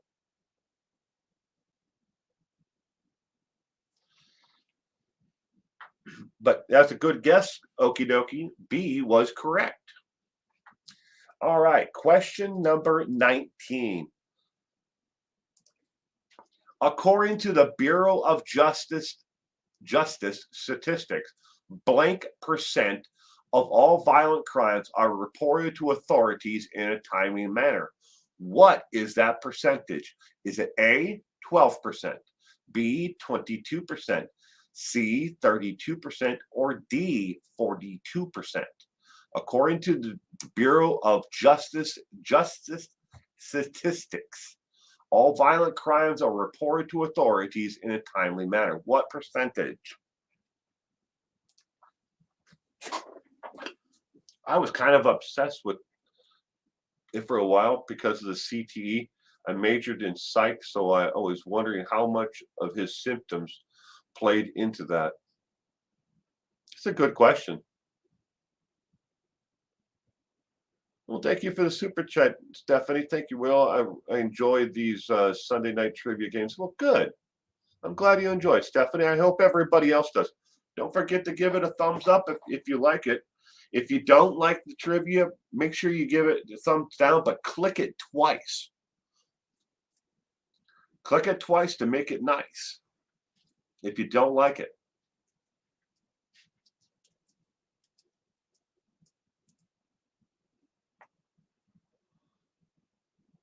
We got A, C, D, C, B, A. I always felt bad about Chris Benoit case. Yes. Now, see, there, cement shoes, I'm going to have to agree with you. Unfortunately, I mean, I don't like the outcome of what happened in, with his case, but there were so many symptoms that he had that he complained about, and they kept on telling him underneath his contract he had to keep on going. He could not take time off. And everybody around him could see he was getting worse and worse and worse as it went along until he finally just couldn't take it anymore. And the CTE definitely played into what Chris Benoit did. And the worst thing about that is, I know what he did was horrific, but they have completely erased him from the history books. They've removed him from the Hall of Fame. They removed all of his titles, everything. They just washed the history books of him completely, as if he never existed. It's sad. Yeah, and what he did was wrong, but it was a WWE. B, C, he lost it when Eddie Guerrero died. D, Odin was the BF of his girlfriend's sister. Alexander wasn't. Benoit is not Watts. That's true. That's true, cement shoes. But yes, I don't like I don't like it when people alter history. You may not like what he did in the end. I mean, nobody is going to jump up and down and say hip hip hooray, he killed his family, But you don't erase him from history. and what he did, and and everything he did. I mean, they went out of their way. They didn't just erase him from the Hall of Fame and and his his record. They erased him from. They got the because he did a lot of work in charities and stuff like that. They had them try to get those people to erase him from history too.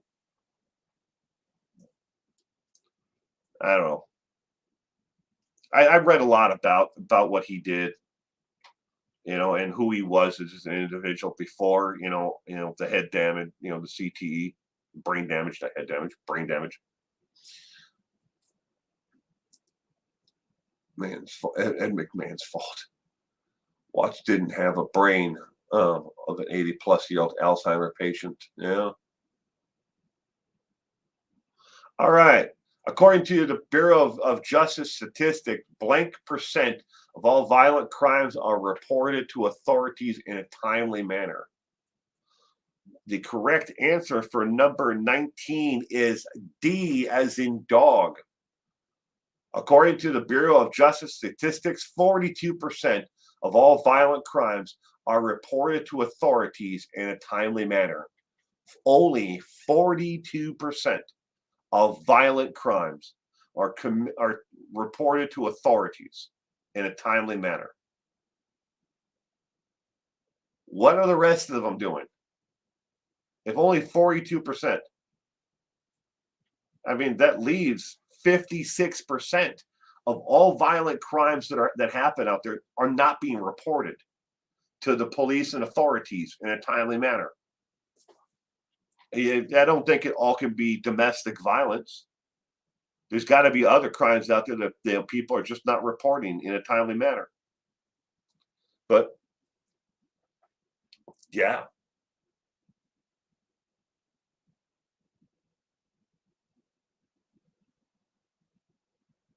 All right. Question number 20.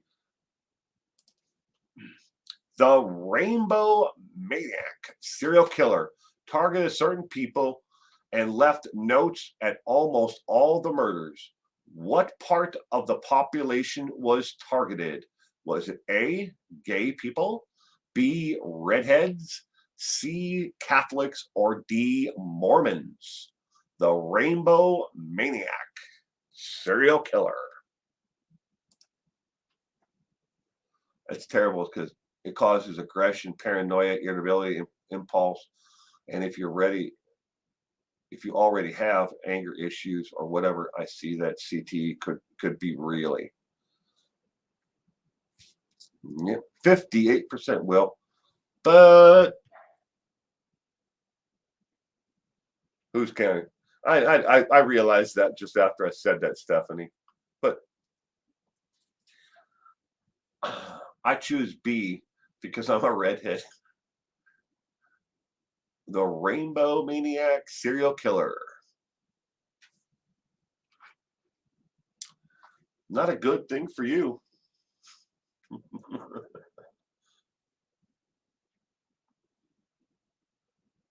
Checking convictions is going with B because she's a redhead and she doesn't want to go and want to be killed.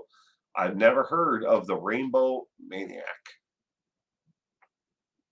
Seems too obvious.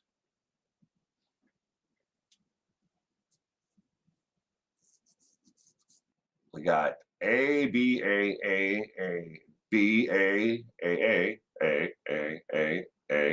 B, A. I think was from Brazil.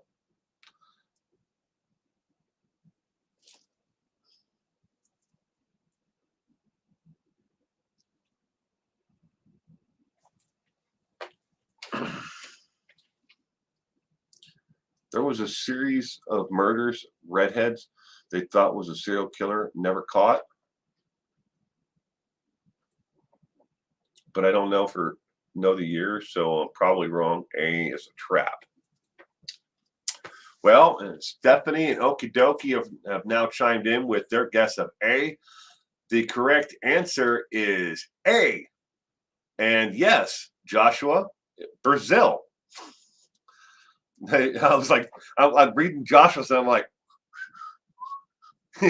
He nailed it. Yeah, exactly. It was they targeted gay people in Brazil, and hence the rainbow maniac killer is why they called it that. They called that serial killer the maniac, the rainbow maniac. But it was in Brazil. Joshua nailed it. All right, question number 21.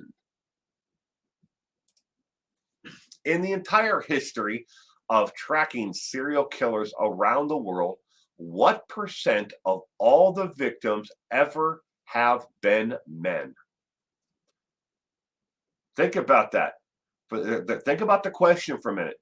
When you think of a serial killer, who are their victims? You always think of women. But what percentage of the actual victims of serial killers are men? Is it 1%, 85%, 94%, or 53%? What percentage of victims of serial killers are men? Ooh, we got A. It was horrible. We got D from cement shoes. Brunette falls naturally parted in the middle and straight. A, D, D, and A.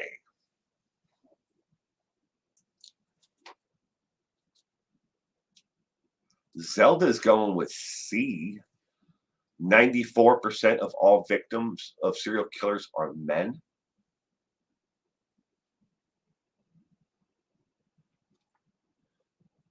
A for Elaine Wuornos.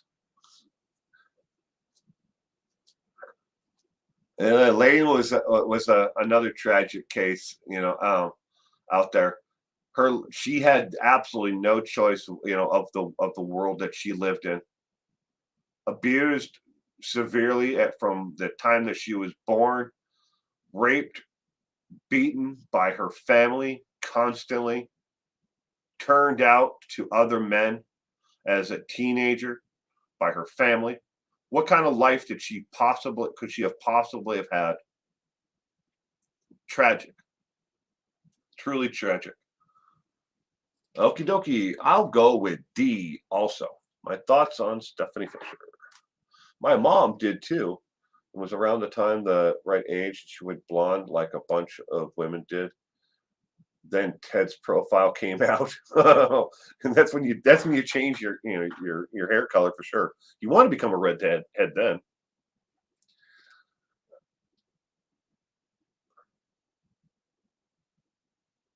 Reminds me of Son of Sam case. They were changing hair color too. Yep. For Berkowitz. Is the question the killer or the victim? The question is, in the entire history of tracking serial killers around the world, what percentage of all the victims ever have been men? Victim.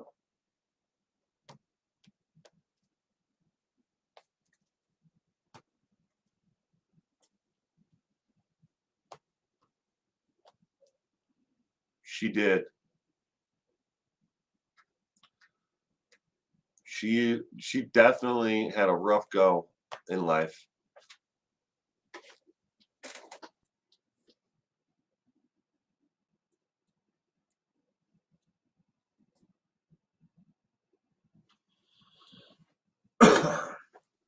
What percentage of all the victims of serial killers have been men? Victims. Question number 21.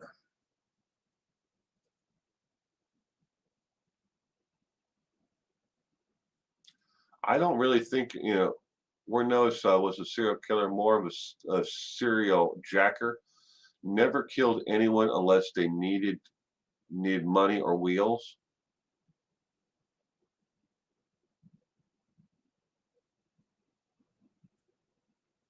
I'm thinking about that, about all her victims. Yeah, definitely motivated by either needing transportation or money. I'll give you that. Definitely, there was a motivation factor, especially with money.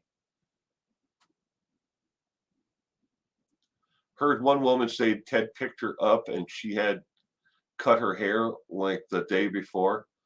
When he saw it, he got mad. So she must have been watching her, but he ended up letting her go. Scary. Joshua says 1% is too low. So what is the actual percentage if 1% is too low?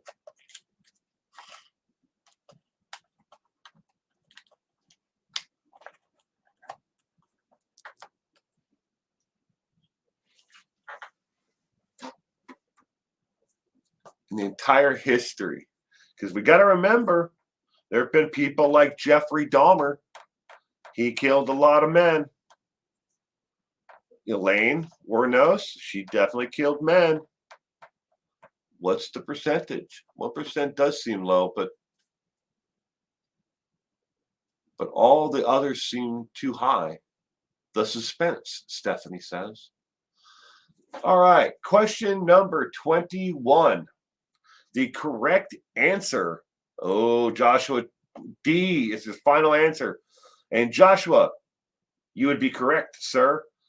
53% of all serial killer victims are men.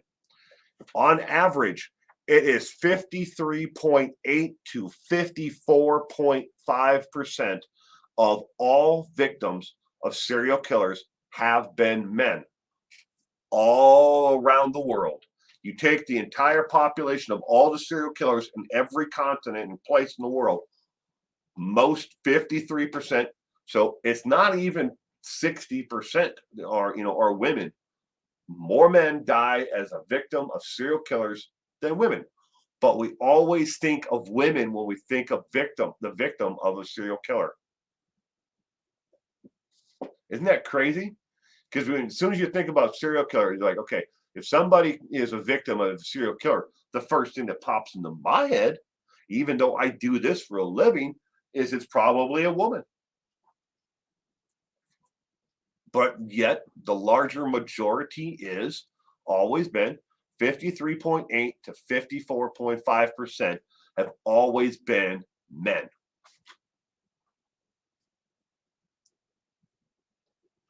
That's weird though. I thought I found that. I was like, that is a really interesting statistic. I thought I'd put it in here for you guys.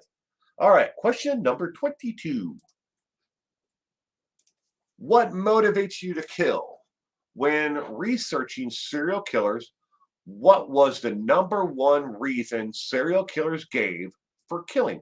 Was it A, for pleasure, B, voices, I guess they'd be voices in their heads, or C, demons, or D, compulsion? And this is according to the Department of Justice and their actual statistics on serial killers.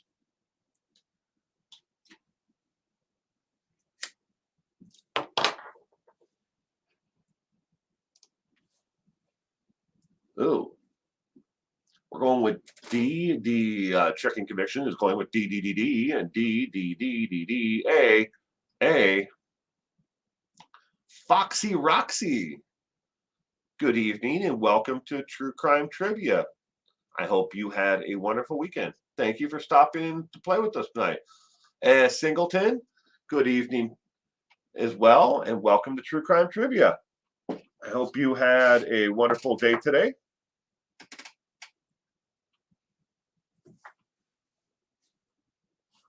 Or the neighbor's dog, Berkowitz. D, because I'm just crazy about killing.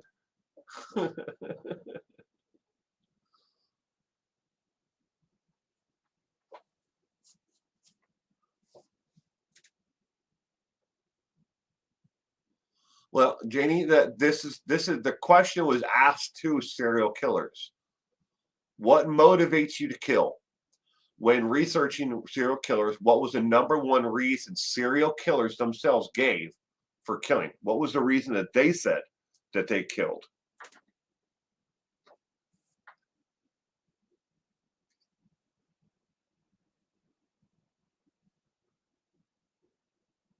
Nona is going with D. Nobody's going with voices or demons. Cement Shoes is going with E. They are defective and hated by God. And very well, maybe.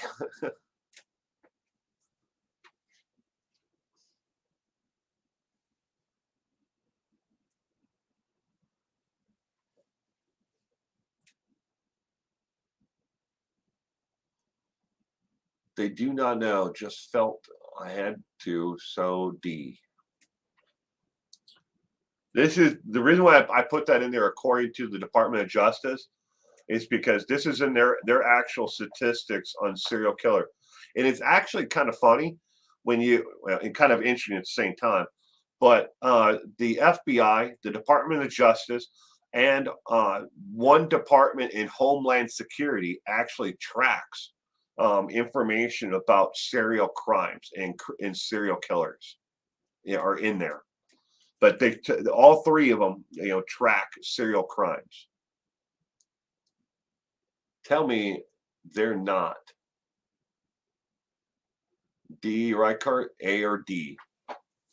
All right. According to serial killers, when asked, why did they kill? The correct answer, ladies and gentlemen, to question number 22 is A, as in apple. Pleasure. They killed because it was pleasurable to kill people. Not a compulsion, not demons, not voices, but pleasure. All right, next question. Hope you guys know who this guy is. What was Charles Whitman best known for? If anybody here has ever read a history book, I highly suggest you get this one right. What was Charles Whitman best known for? Was it A, rape, B, the University of Texas in Austin shootings, C, killing children in Alabama, D, killing the president's daughter's friend? What was Charles Whitman best known for? You would assume that they told the truth, Sketty Nona, because those serial killers that have been interviewed by law enforcement, a majority of them love to talk about their crimes. It's weird as hell. When they catch them and they convict them and then they interview them, they're like, hell, I'm an open book. I'm not getting out of prison ever. There is no, all I can do now is to hope to keep the needle out of my arm. So they'll talk to anybody from law enforcement.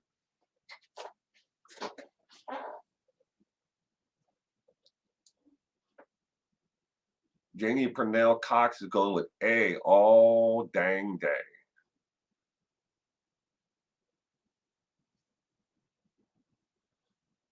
Stephanie Fisher, number 23, can't fool us on that one.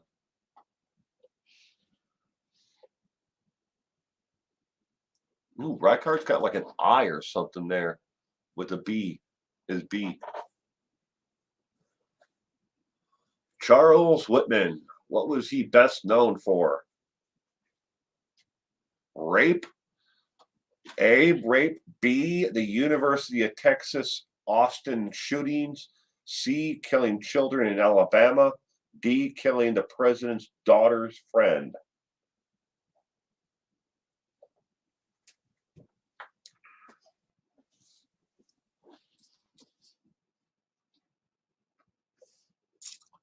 Will, what was that email again, please?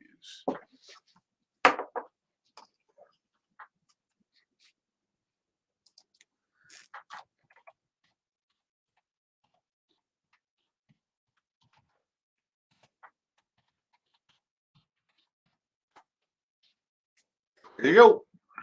There's the Gmail address.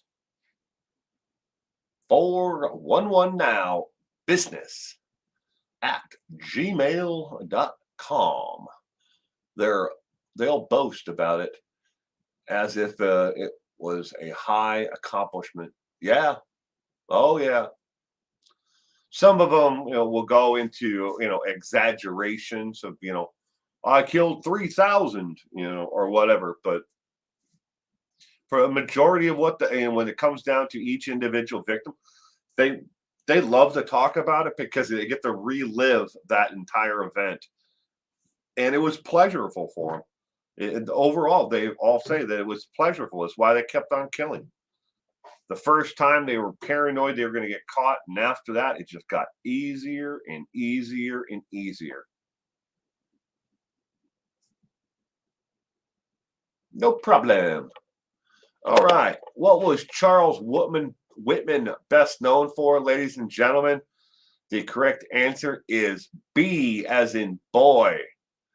The University of Texas Austin shootings from the bell tower.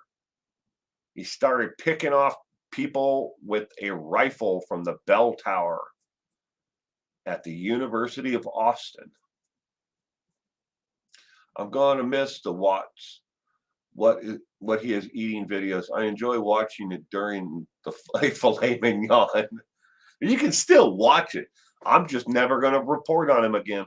I've made that decision for myself. It bothers me so much to get into it. And every time I do, cement shoes, I get just a plethora of hate. So I'm just never going to talk about it again. And all of my research, the documentation, the papers, and everything that I got from the Weld County District Court, it's all gone. I boxed it all up, and it went to a gentleman who is writing a book about Christopher Watts. Not necessarily that case, but it's Watts is part of the actual book. So I gave him all the research. It's all gone, and I'm so happy to see it all leave. Now I will do a video on him again when he dies. Ding dong, Chris is dead. I'll probably title it that. But nothing in between now and then. Dang it, I knew it. It was Utah shooting said A, but I read it too fast. Oh well, I'll take it as a technical loss. I thought you said you took them off. No, I didn't take the videos down. I'm just never going to do anything else new on the case at all. It doesn't matter how it, people might think it might be interesting. Oh, look, he got into a fight. He's in the hospital. I don't care. He deserves whatever hell happens to him. I'm just never going to talk about it, his or report on it, his case anymore. Okay, next one. Question number 24. Question number 24. Mass shootings are on the rise in America. When did they really start to take off? Was it A, the last 10 years, B, last 20 years, C, last 15, or D, last 5 years? Mass shootings. And before anybody asks, all of the mass shootings qualify underneath this umbrella. School shootings, work shootings, malls, department stores, grocery stores, all the mass shootings are underneath one actual thing here. So there is no mass shooting type that is excluded. When did they all start to really take off? I came Watts, I saw Wells, I conquered Laura. That's funny. I like that. Don't worry, dog is looking for Brian Laundrie. He is. Please do call it that. I'll bake a cake and celebrate while watching it.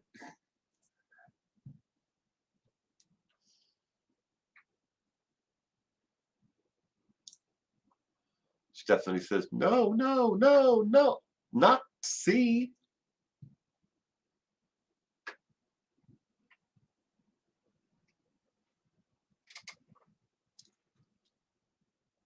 So,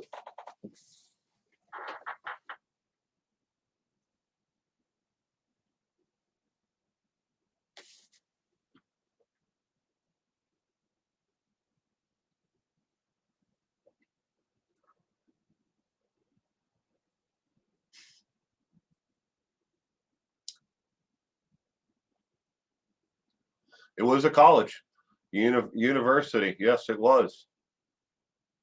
He was well, I guess you could call him the original school shooter. I don't know if there was any of them that happened before that. I know there was a couple of um, killings of students, but I think the people who killed them knew the students.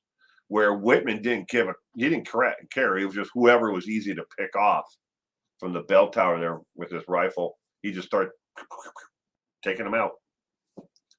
After the Columbine high school shooting, all hell broke loose. Mass murder since he killed all the victims in one day.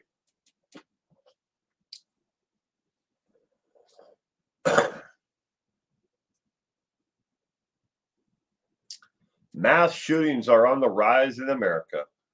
When did they really start to take off? I think I heard, I think he had a brain tumor found after he died. Who's that? Singleton. Getting noticed is 1927.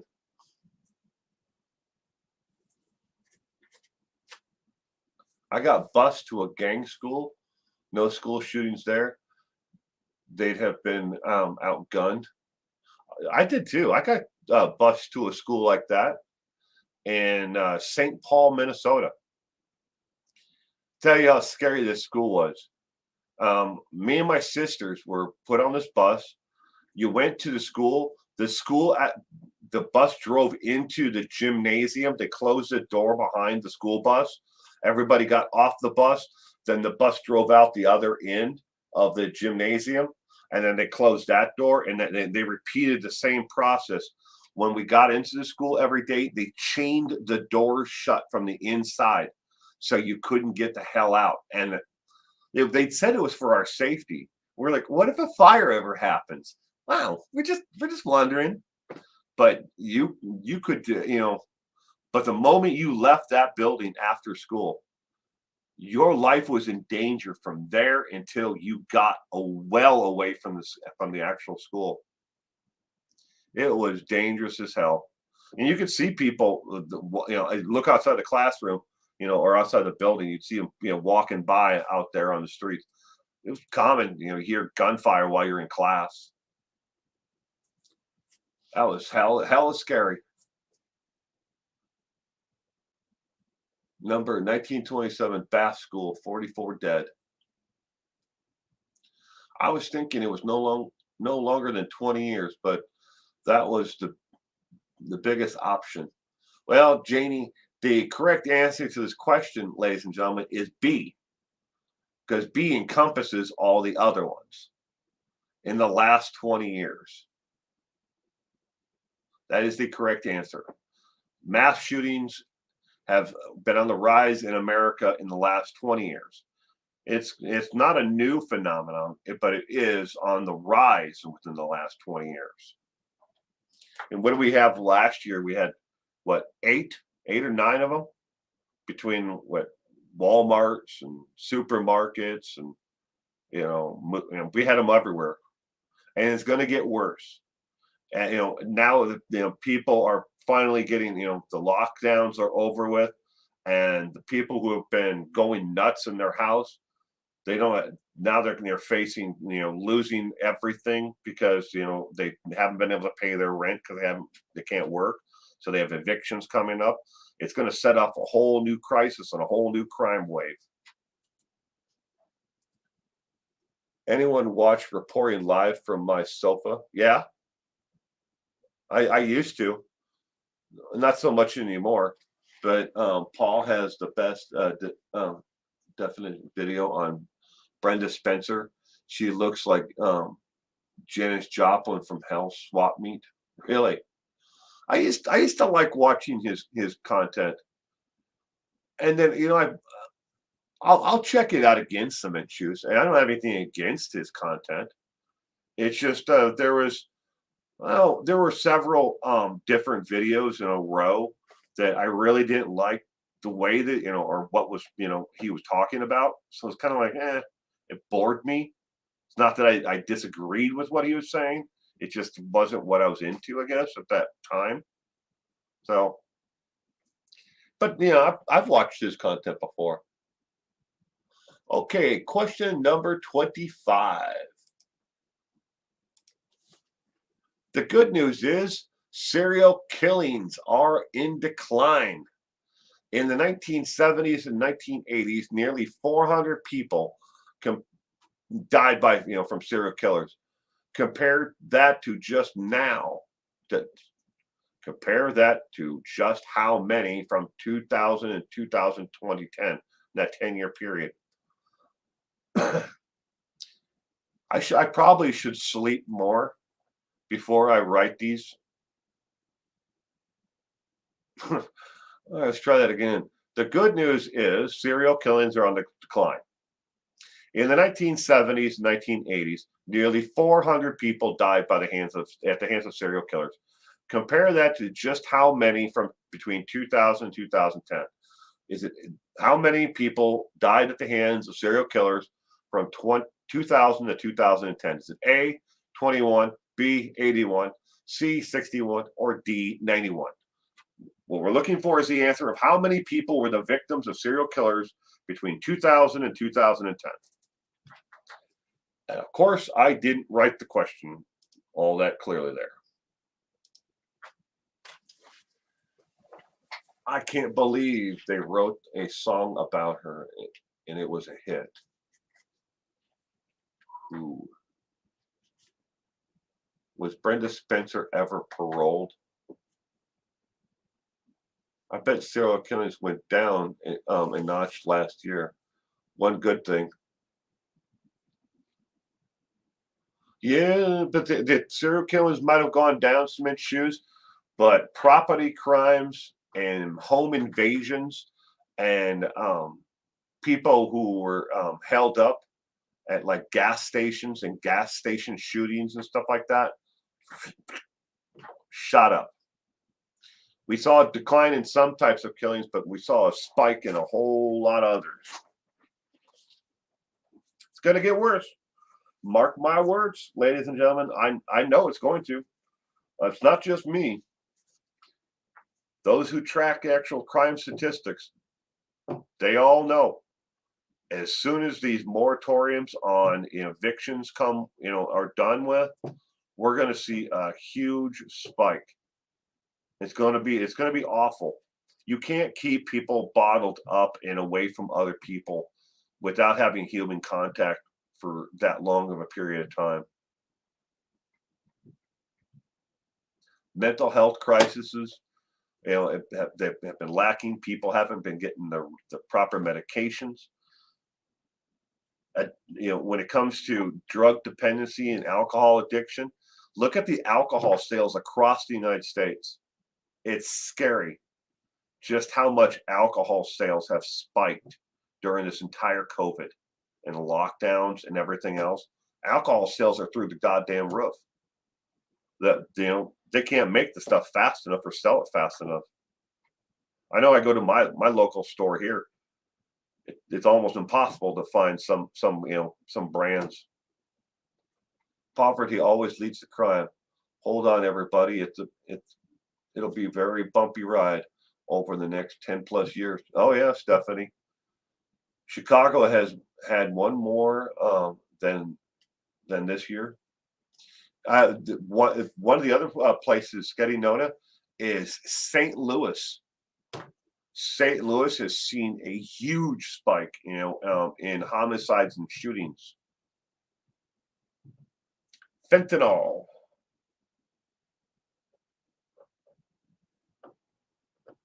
But yes, Stephanie Fisher's absolutely right. It's going to get a lot worse before it gets better. Okay. The good news is serial killings are on the decline. How many people died by the hands of serial killers between 2000 and 2010? Question number 25. The correct answer is B, 81. Between 2000 and 2010, 81 people died at the hands of serial killers in that 10-year period versus 400 during the 70s and 80s. But I mean, obviously that's a lot longer period, but I think serial killing was better than mass shooters.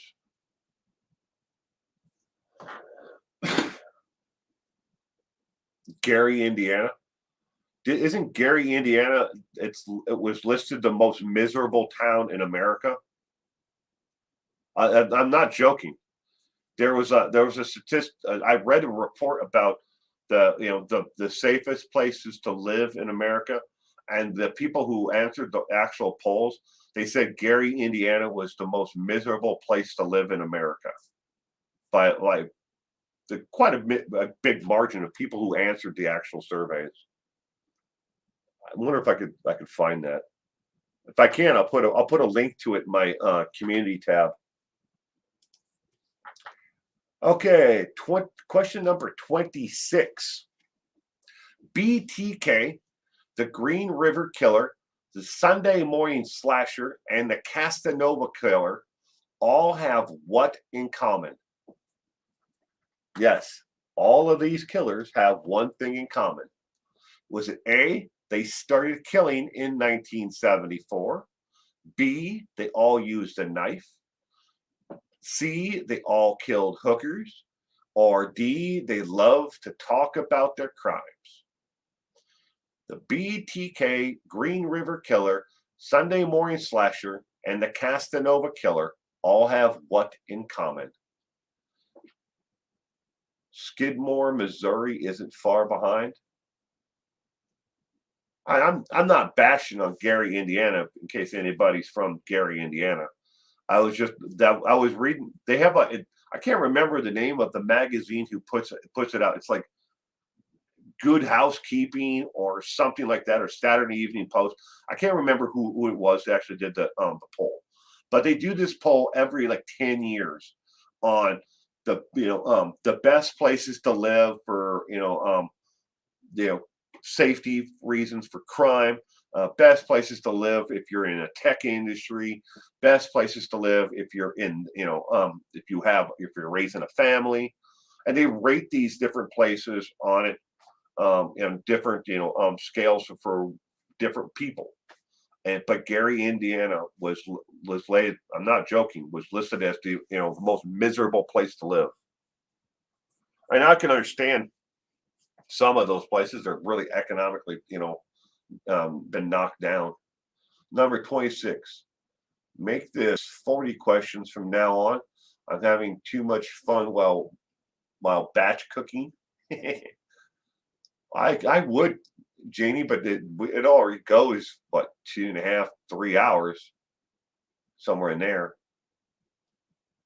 40 questions. I mean, we could make it 40 questions. Everybody wanted to be 40 questions. I got the time. I mean, I don't think I ever leave this space some days. D, would any of them, I'll go with A, though he started in the 80s, though.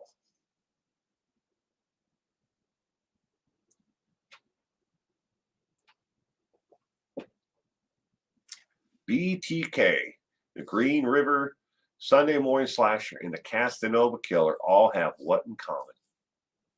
Take one for the team, Will?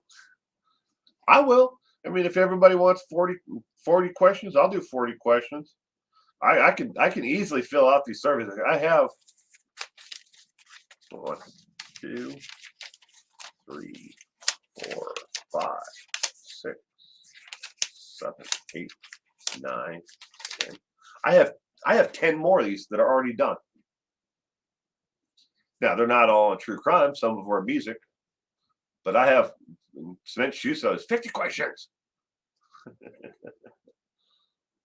I've been one of the things that in November that we're definitely going to change is I'm gonna do have the way that this is displayed now. It's going to be on a half of the screen, so the font and everything will be a lot larger. And then I'm going to put on a timer. So there's a countdown timer for each question. So it's not so long in between each question. Okay, what do all these killers have in common? The correct answer, ladies and gentlemen, is A. They all started killing in 1974. That's what they all have in common. BTK, the Green River Killer, the Sunday Morning Slasher, and the Casanova Killer all killed for the first time in 1974. Now, it is true that two of those also had hiatuses in between the killings, but they all killed for the first time in 1974. All right, question number 27. Nicknames for serial killers. We may have accidentally evaluated them to mystic status. This is not the case with Robert Nixon, who was called what? A, number 5 killer, B, the brick moron, C, the tiny penis man, or D, shorty. Nicknames for serial killers. We may accidentally evaluate them to mystic status. This is not the case for Robert Nixon, who was called what? I work for this trucking company that had an office in Gary, Indiana. And when I would drive to that location, Gary, Indiana, the town was all beat up, but the mechanics were hard workers. I have a good friend that kind of works in an area like that. He works for Peterbilt, but their shop is in it's the worst part of town, but it's not their fault. The town just went to shit where he works. I guess there was a food processing plant that used to employ a lot of these people where my friend works, but the food processing plant moved because they built another plant on the other that's about 14 miles away, and so now the area is just economically depressed, but they still have their Peterbilt thing there, service and truck sales and parts and all that.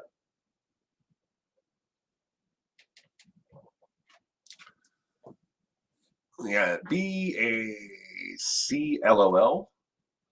We chat a lot. We do, but it's okay. Please be C. A.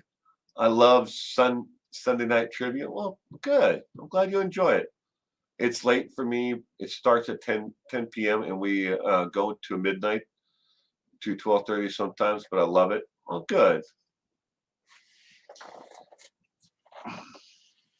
Come November, there certain things about my entire channel are going to change.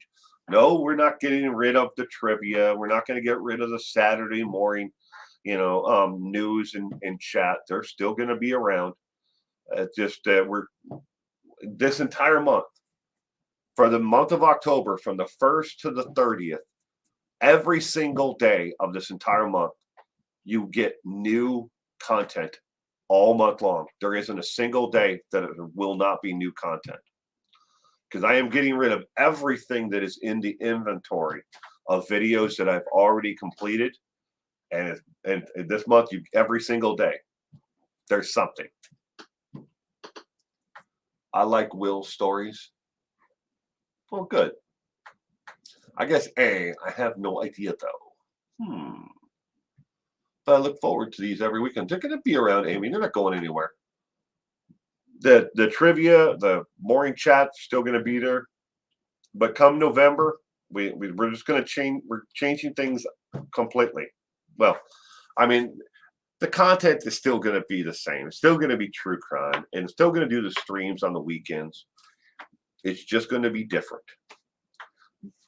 Call it improved.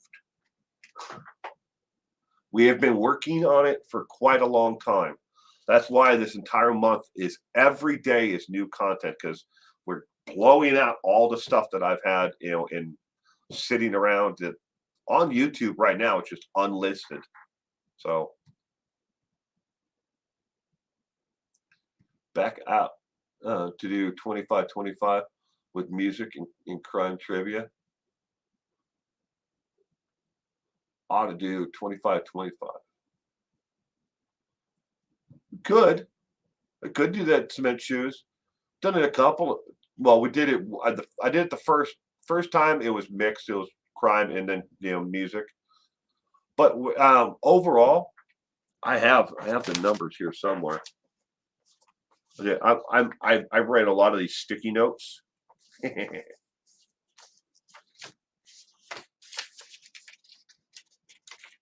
Yeah, if you can see from my side, the entire monitor here is surrounded with sticky notes.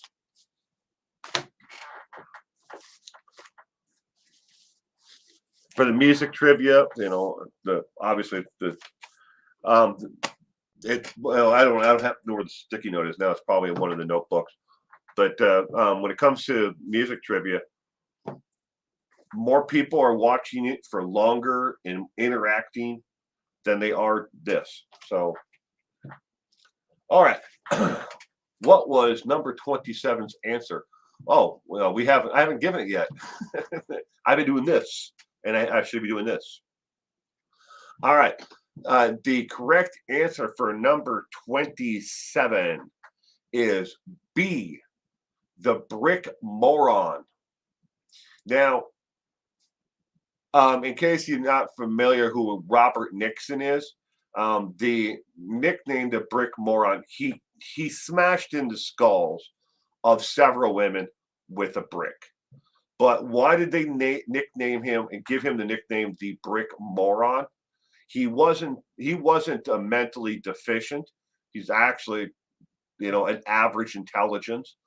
But they called him that because it was more of a racial slur and put down than anything else. And that was the nickname that they actually gave him and stuck. But they called him the brick moron. 22 here in Tennessee. Ooh. All right. Question number 28. Serial killers and spree killers have to find victims. Where is the number one place most serial killers and spree killers have found victims? Is it A, in homes, B, in stores, C, truck stops, or D, malls?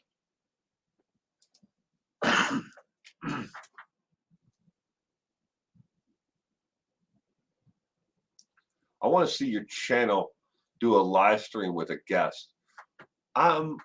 Sure, Brooks. I would love to do that. I would love to. I've tried to do collaborations with people before, and some of them have worked, but a majority of them have not. I've lost some good friends that I've made on and people who I thought had my back over doing collaborations because they believed that they didn't receive the monetary compensation that they believed for some reason they should have gotten. It's a tricky situation. It really is, to be 100% honest with you.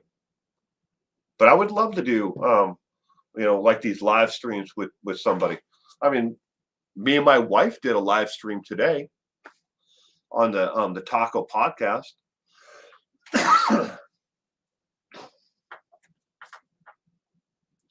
You should come on Zaz Girl and or Crafton and Kim.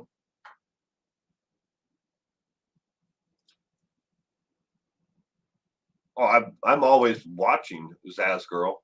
I'm in the comment section, or I'm watching it. I don't know if I'd ever even be invited, and that's the honest truth. It's really hard to tell who you can really trust in this genre. A lot of people say that they have your back, and other creators, and then 10 minutes later, they're stabbing you in the back as soon as you're gone. And unfortunately, that it makes you kind of jaded like me. And I'm sorry, but I am. I've seen it happen one too many times. But Zaz Girl's cool. Yeah. I like her content. I like her channel.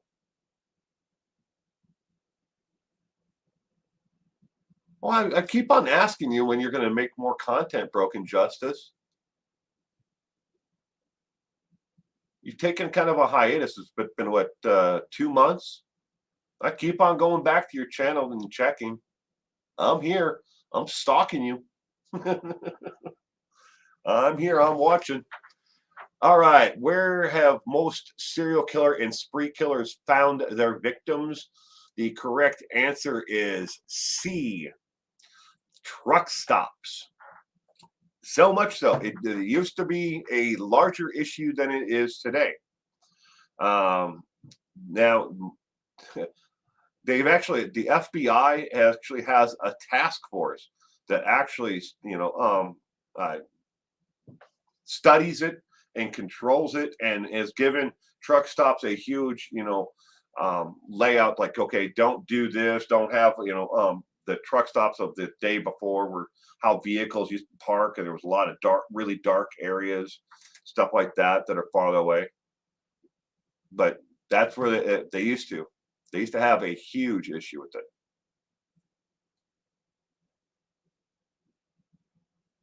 No, well, thank you, okie dokie. Thank you, Broken Justice. I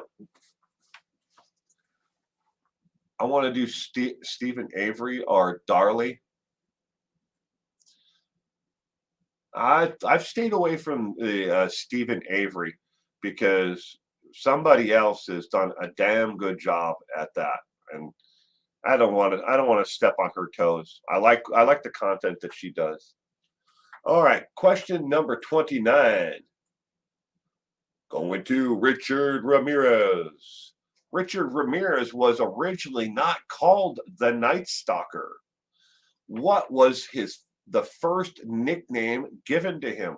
Was it A, the Valley Intruder, B, like the Valley Man, C, the Hills Intruder, or D, the Bean Man? What was the first nickname the media gave to Richard Ramirez? The Valley Intruder, the like the Valley Man, or the Hills Intruder, or D, the Bean Man? Will, have you ever read the Lily Lid family that was killed in Greensville, Tennessee test area? No, I have not, Stephanie. Brian St. John used to have the market cornered on Darley. I don't trust Brian St. John cement shoes, or at least that Brian St. John who keeps on coming into other people's streams in the comment section. For all I know, that Brian St. John might be, a spoofed account, but there is a Brian St. John who is, who comes into a lot of comments in live streams.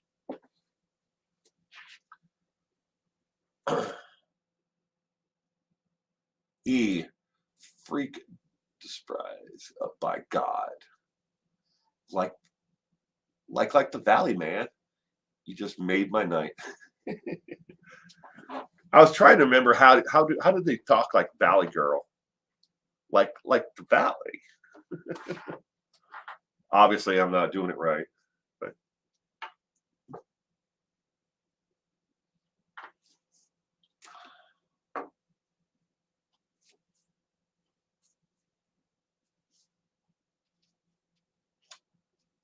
Later down the road, Broken Justice, we'll do that. Shoot me an email, sweetheart. You've got my email. We'll talk about it. Probably a cloned account. He's got haters. Dude is cool, to my knowledge. Yeah. I'd give you examples, cement shoes, but I don't wish to, because there's other people who are involved in it all, and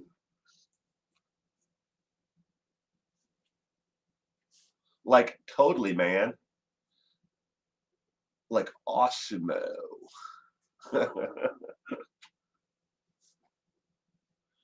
Richard Ramirez was originally not called the Night Stalker. What was his first nickname given to him?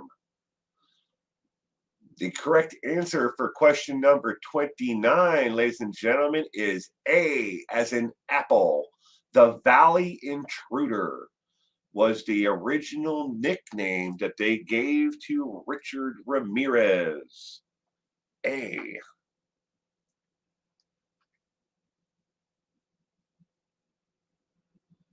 Todd Knoppel. Koppel.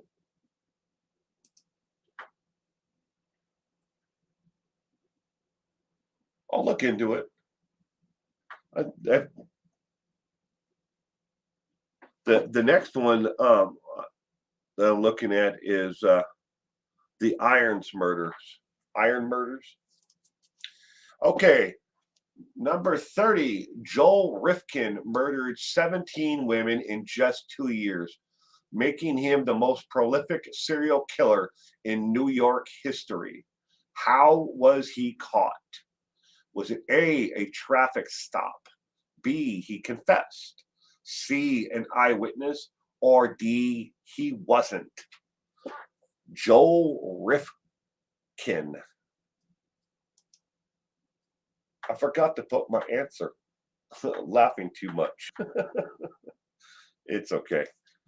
But Joel Rifkin murdered 17 women in just 2 years, making him the most prolific serial killer in New York history. And yes, I know that can be a little bit misleading, because there is at least one other serial killer in New York history that was never caught. But in this question, we're looking for Joel Rifkin, who it should say that Joel Rifkin was the most prolific serial killer who was caught in New York City history.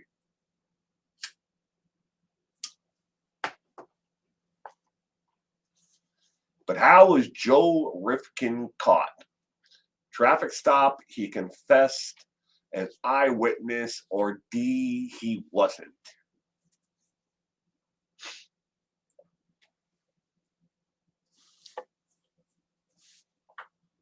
Grody, dude.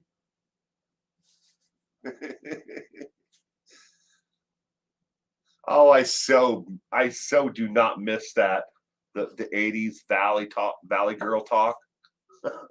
I really do not miss that. Nor do I miss big hair. No, I never had big hair in the 80s. I was not into that. But I will freely admit to owning several articles of clothing that had tiger stripes, and I had several pairs of parachute pants. I did. But I never did big hair.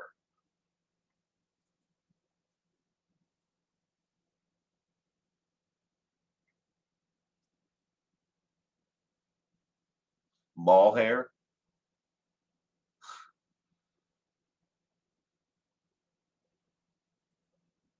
CS says he was caught. He was caught. Joel Rifkin murdered 17 women in just 2 years. Scratch that answer. Cement Shoes says he was caught. Stephanie says it's C, an eyewitness.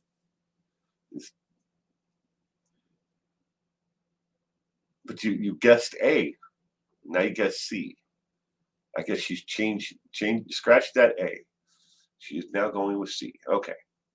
Oh my God, big hair. When Tube Tops started, my 5-year-old cousin said, "Look, that old lady is wearing a steering wheel cover." Oh my God. MC Hammer pants and Aquanet hairspray.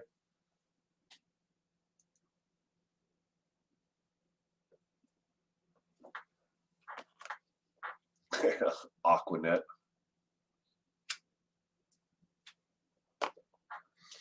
I used to watch my sisters getting ready to go out on Friday nights during the 80s, and the stuff that they would do, to tease their hair, to get their hair all big and poofy, whatever, and the hairspray that they put in it. Oh my God! Surprised they're not all bald now.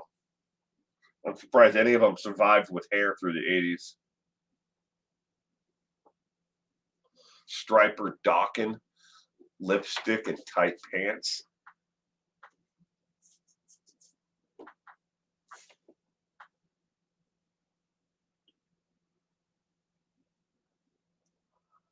The MC Hammer pants, he called them balloon legs, like Tina Turner. In the 80s, though, when everybody else was into the big hair and the stuff like that, I was more into like the punk music. I literally lived, just about every moment in downtown Minneapolis at the 1st Street, 7th Street entry, watching bands. That's all I did.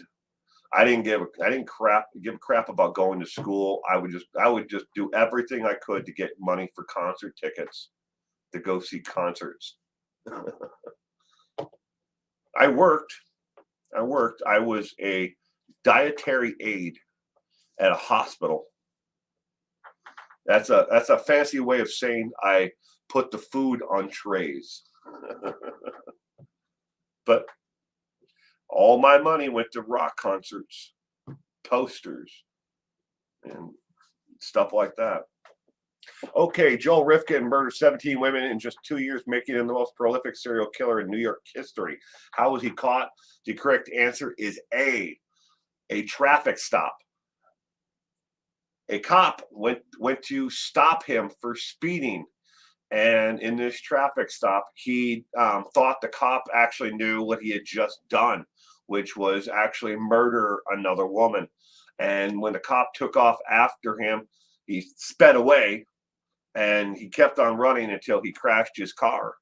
And that's how Joel Rifkin was actually caught, because he had all the stuff in his car.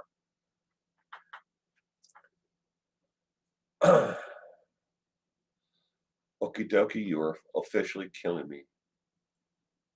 Good night, Zelda. Dippity doo.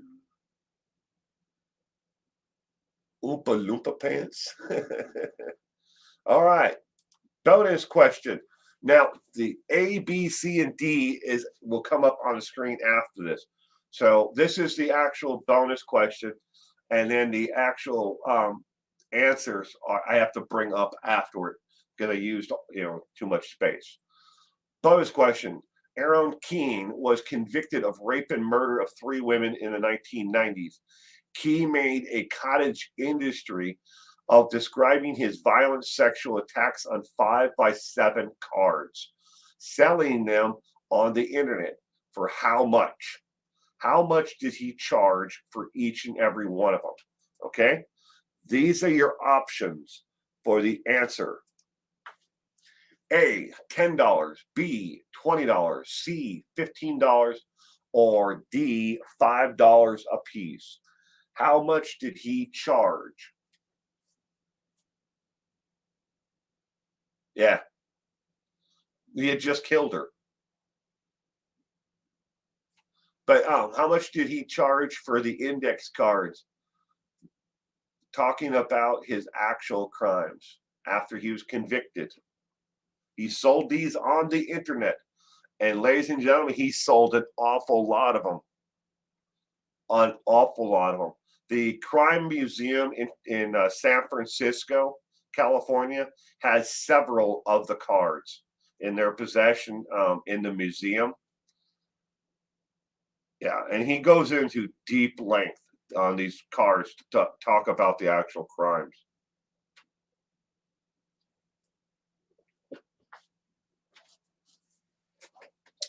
Getty known as sick. Yes, is very sick. But there are a lot of people out there in this world who collect what's called murder memorabilia. And there are at least, I know, 3 different museums in the United States that have murder memorabilia. That's their whole display or theme of their actual museum.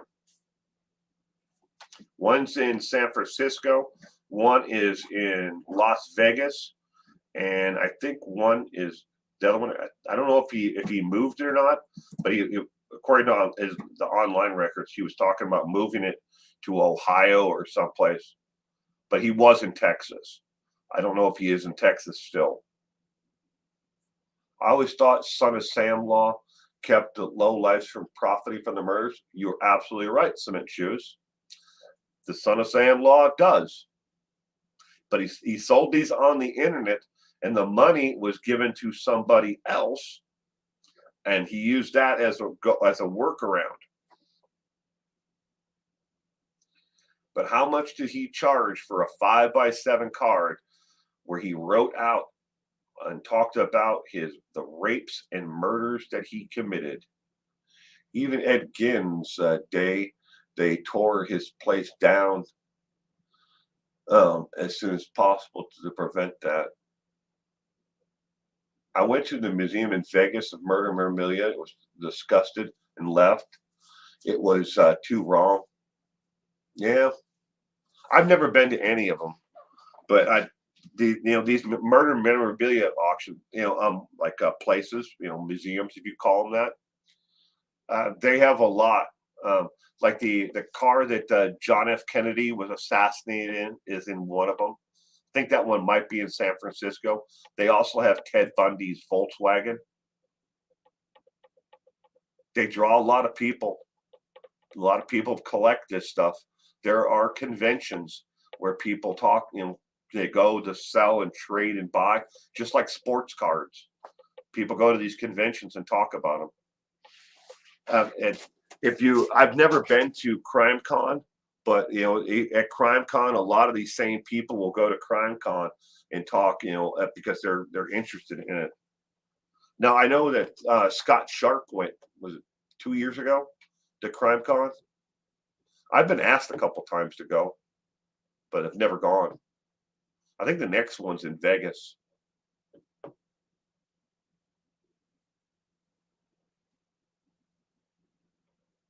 Something a sicko used to take someone's life, but wouldn't be opposed to seeing the bad guys take a fall. Then I snicker. All right, the bonus question, the answer for this one is A, as in apple. He charged $10 for a 5x7 card where he talked about it, and each and every line on the 5x7 card was double spaced, so it'd be 2 sentences running in between each line. On one side of the card, the opposite side of the card, he wrote the name of the person he was sending it to, and then they were put into an envelope, and then he gave them to people who, well, there were 2 people in particular who were coming to visit him in the prison, and then he gave them to them, and he said, these are the people who bought them online, and here's their address, mail them out to them. So the money was being funneled through these other 2 people, so he wasn't directly profiting from it. But they have since changed the law to go after people now who try to do something like that. But the Son of Sam law does prevent murderers from, profiting from their actual crimes.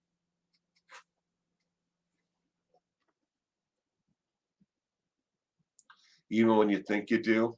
Yeah, that's true. There's a lot of people in this world that you just never know. You never know. But that's it. That's all of the questions.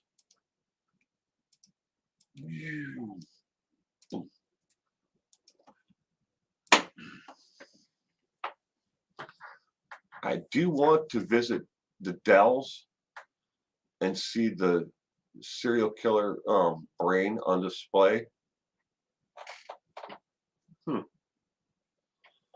What makes us more like aliens? Think hard about that. What makes us more like aliens? I don't know.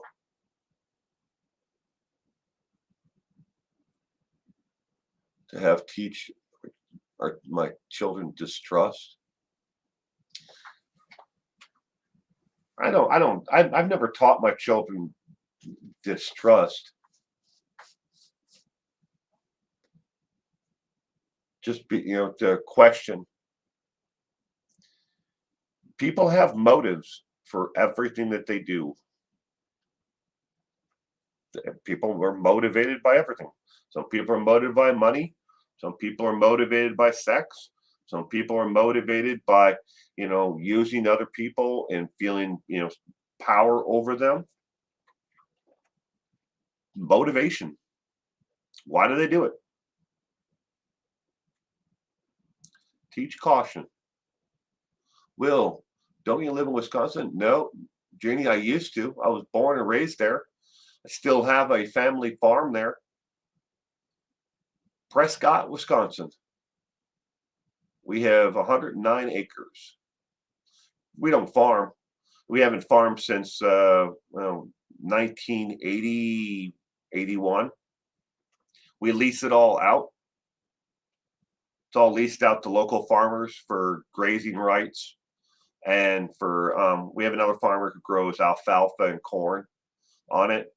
But we have a natural gas pipeline that runs through the back part of the property.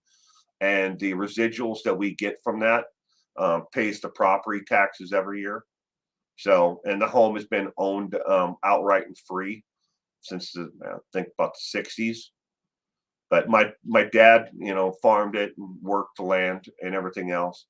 But he refused to take loans to farm. Even when I was a little boy, we just found a way to get by. But we still have it. It's going to be in our family forever. Oregon. Now I live in Washington State.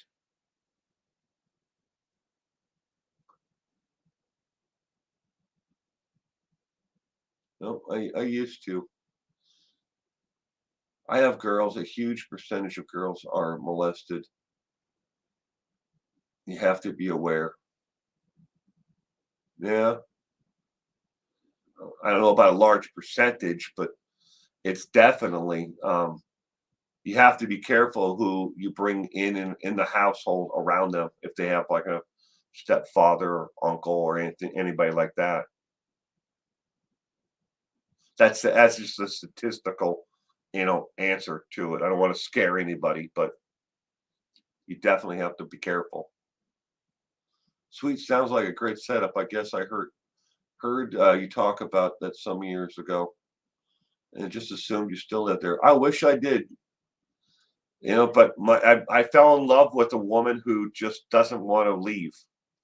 She was born and raised she was born in Oregon.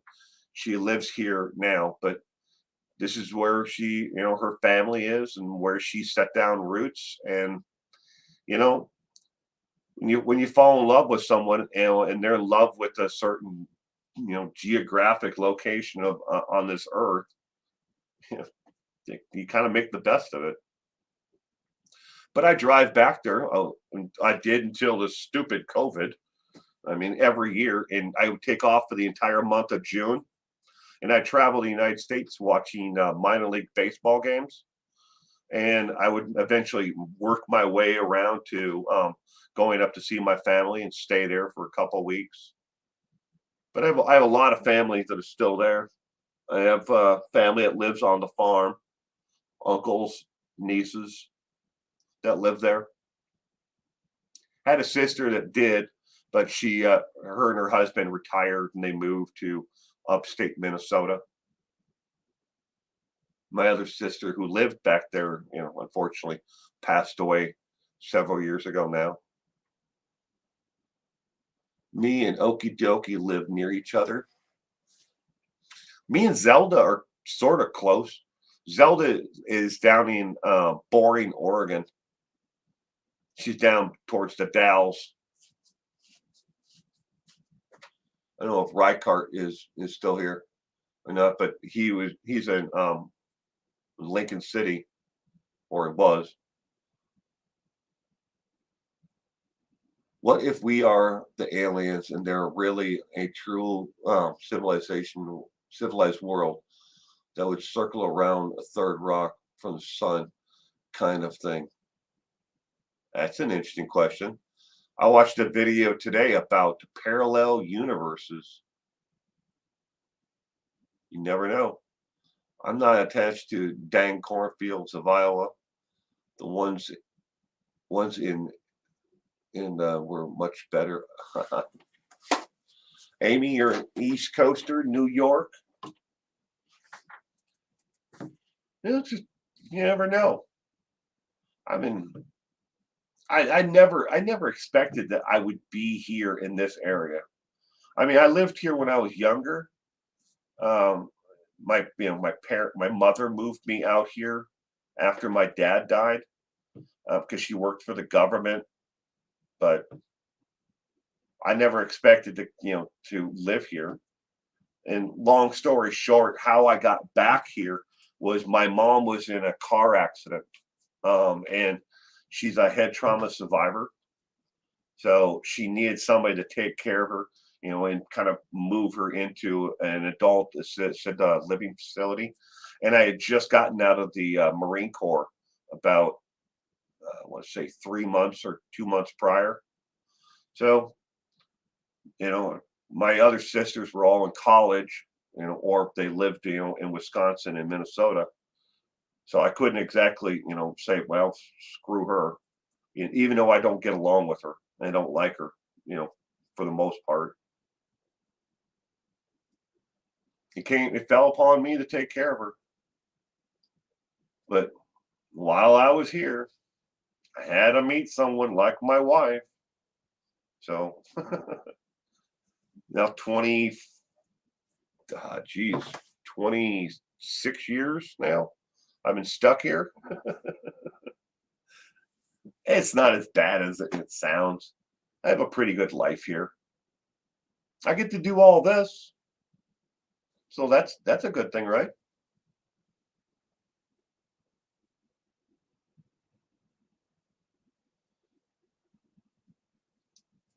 Commending you for taking care of your mom. Well, thank you. Family is everything to us.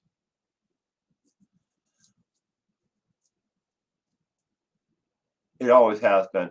Family's always been important. And I may not like her, and what some of the things that she's done in her life, but she's still family.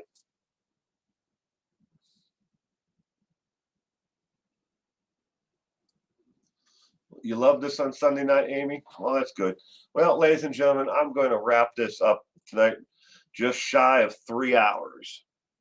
Now, we could expand this out. I'll talk it over, with my wife and my daughter, who runs my social media. She's my social media manager. Trust me. Yeah, when you have as many social media platforms that I'm on, you have to have somebody who can help you, manage it all, figure out the best way to make it all work.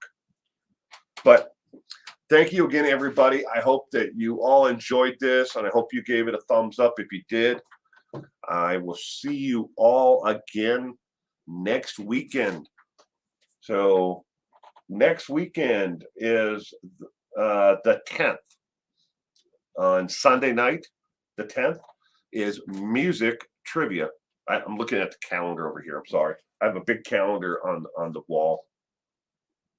But the 10th and the 24th are both music trivia night. And then on the 25th, which is a Monday, Halloween, I will be doing a live stream on that Monday as well.